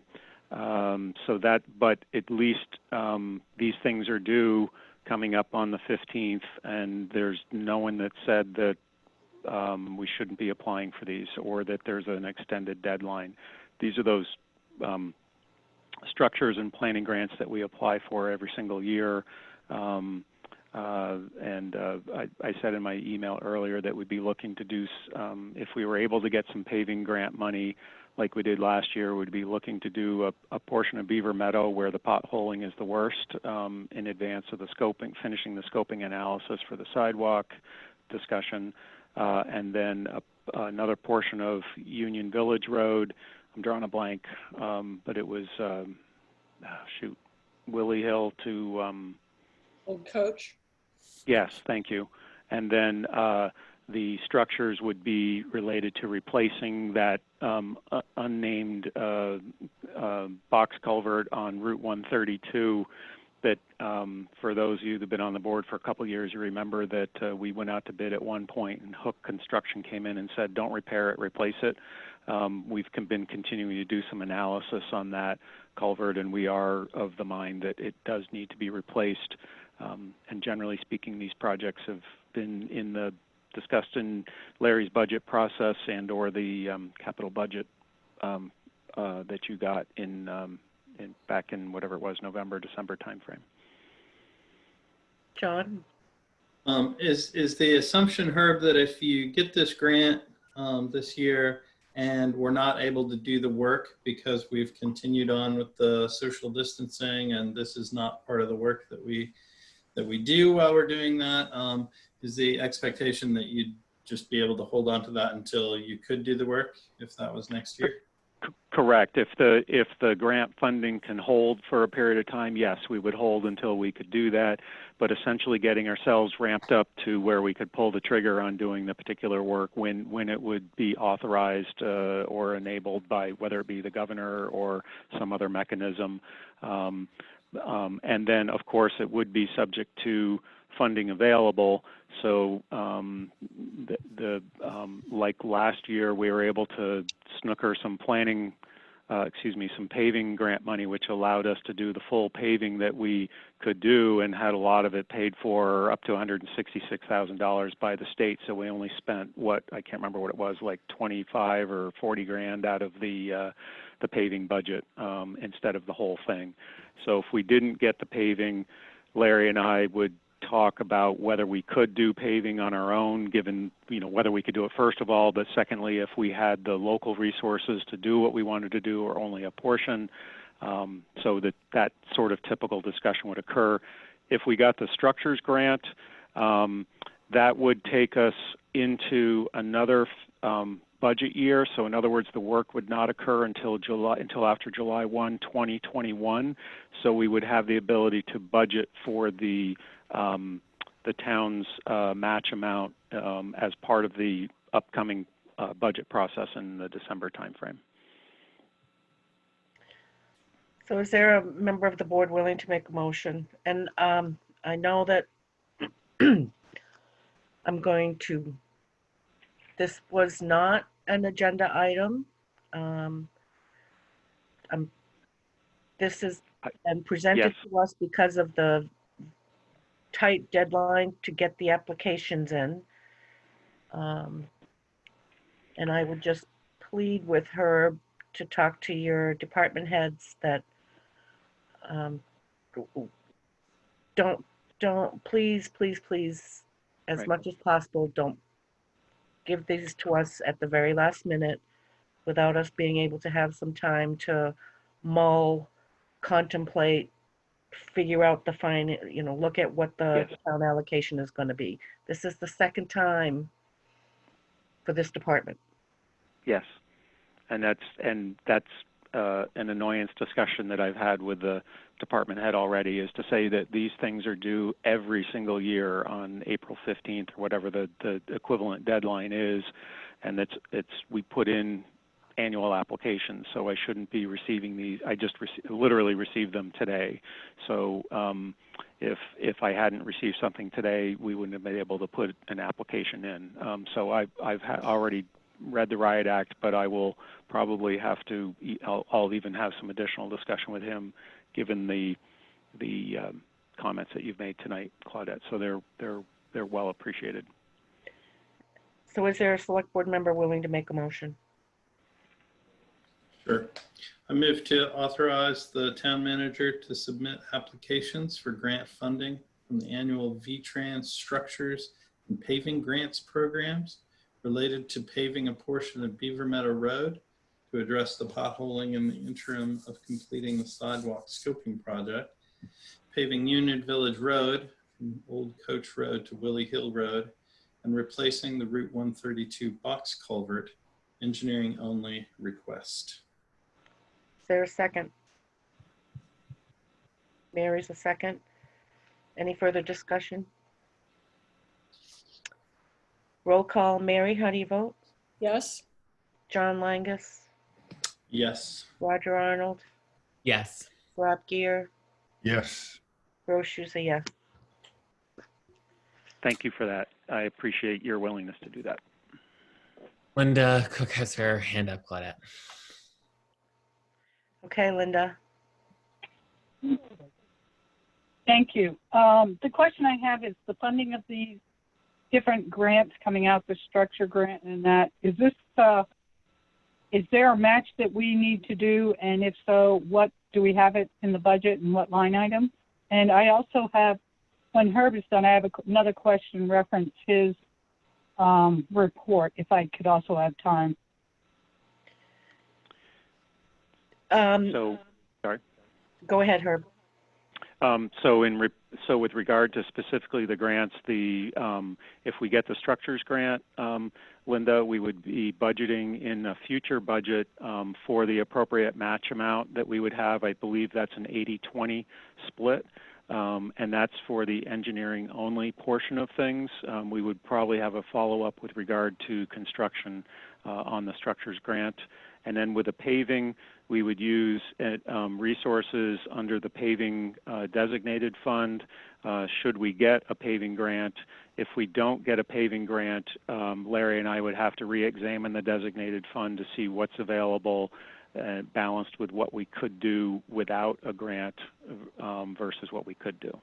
So that would be a function of if we get a paving grant. I'm not too optimistic about getting a paving grant because we actually got one last year out of order because they had some extra money left over. So usually what happens in that instance is they play a political geographic game of distributing the funding. So if we've already gotten one, we may not get one for another 3 or 4 years, but I will always try to put an application in the event that there is some money that's available. And then Linda, you had a question about the report. Yes, thank you, Herb. You have a memo in there, another memo in there from the fire chief. And in that memo, it talks about under departmental, about the knowledge apparatus committee has finished its work and chosen the top 3 contenders. And I'm on that committee, and we haven't met for several months. And I did reach out to someone today to find out if my memory, if I do not remember this happening, but the committee, the top 3 choices was nothing that the committee decided on, or did they submit any recommendations? Linda, So Linda, I'm going to interrupt you for a minute. Okay. So this is, I would ask you to contact Herb and Chief Northern's directly and not bring this up as a select board issue because it has not come before the select board.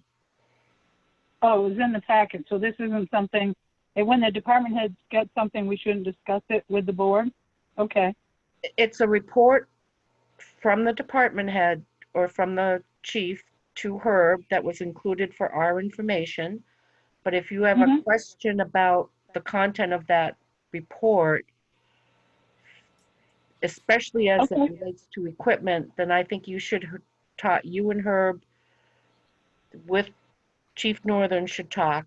It has not been, this whole equipment purchase has not been brought before the committee, before the board. Okay, that's the part I wasn't sure if anything had come up with you. So yeah, no problem, I'll do that. Thank you very much. Thank you. And then, was that it, Herb? Yes. Setting the next agenda.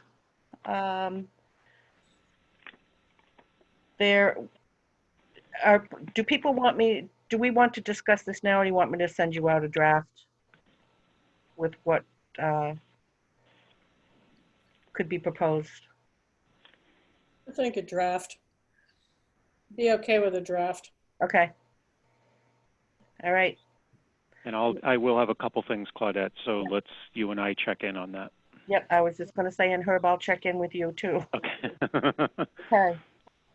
So, motion to adjourn. Is there one? I move to adjourn. Is there a second? Second.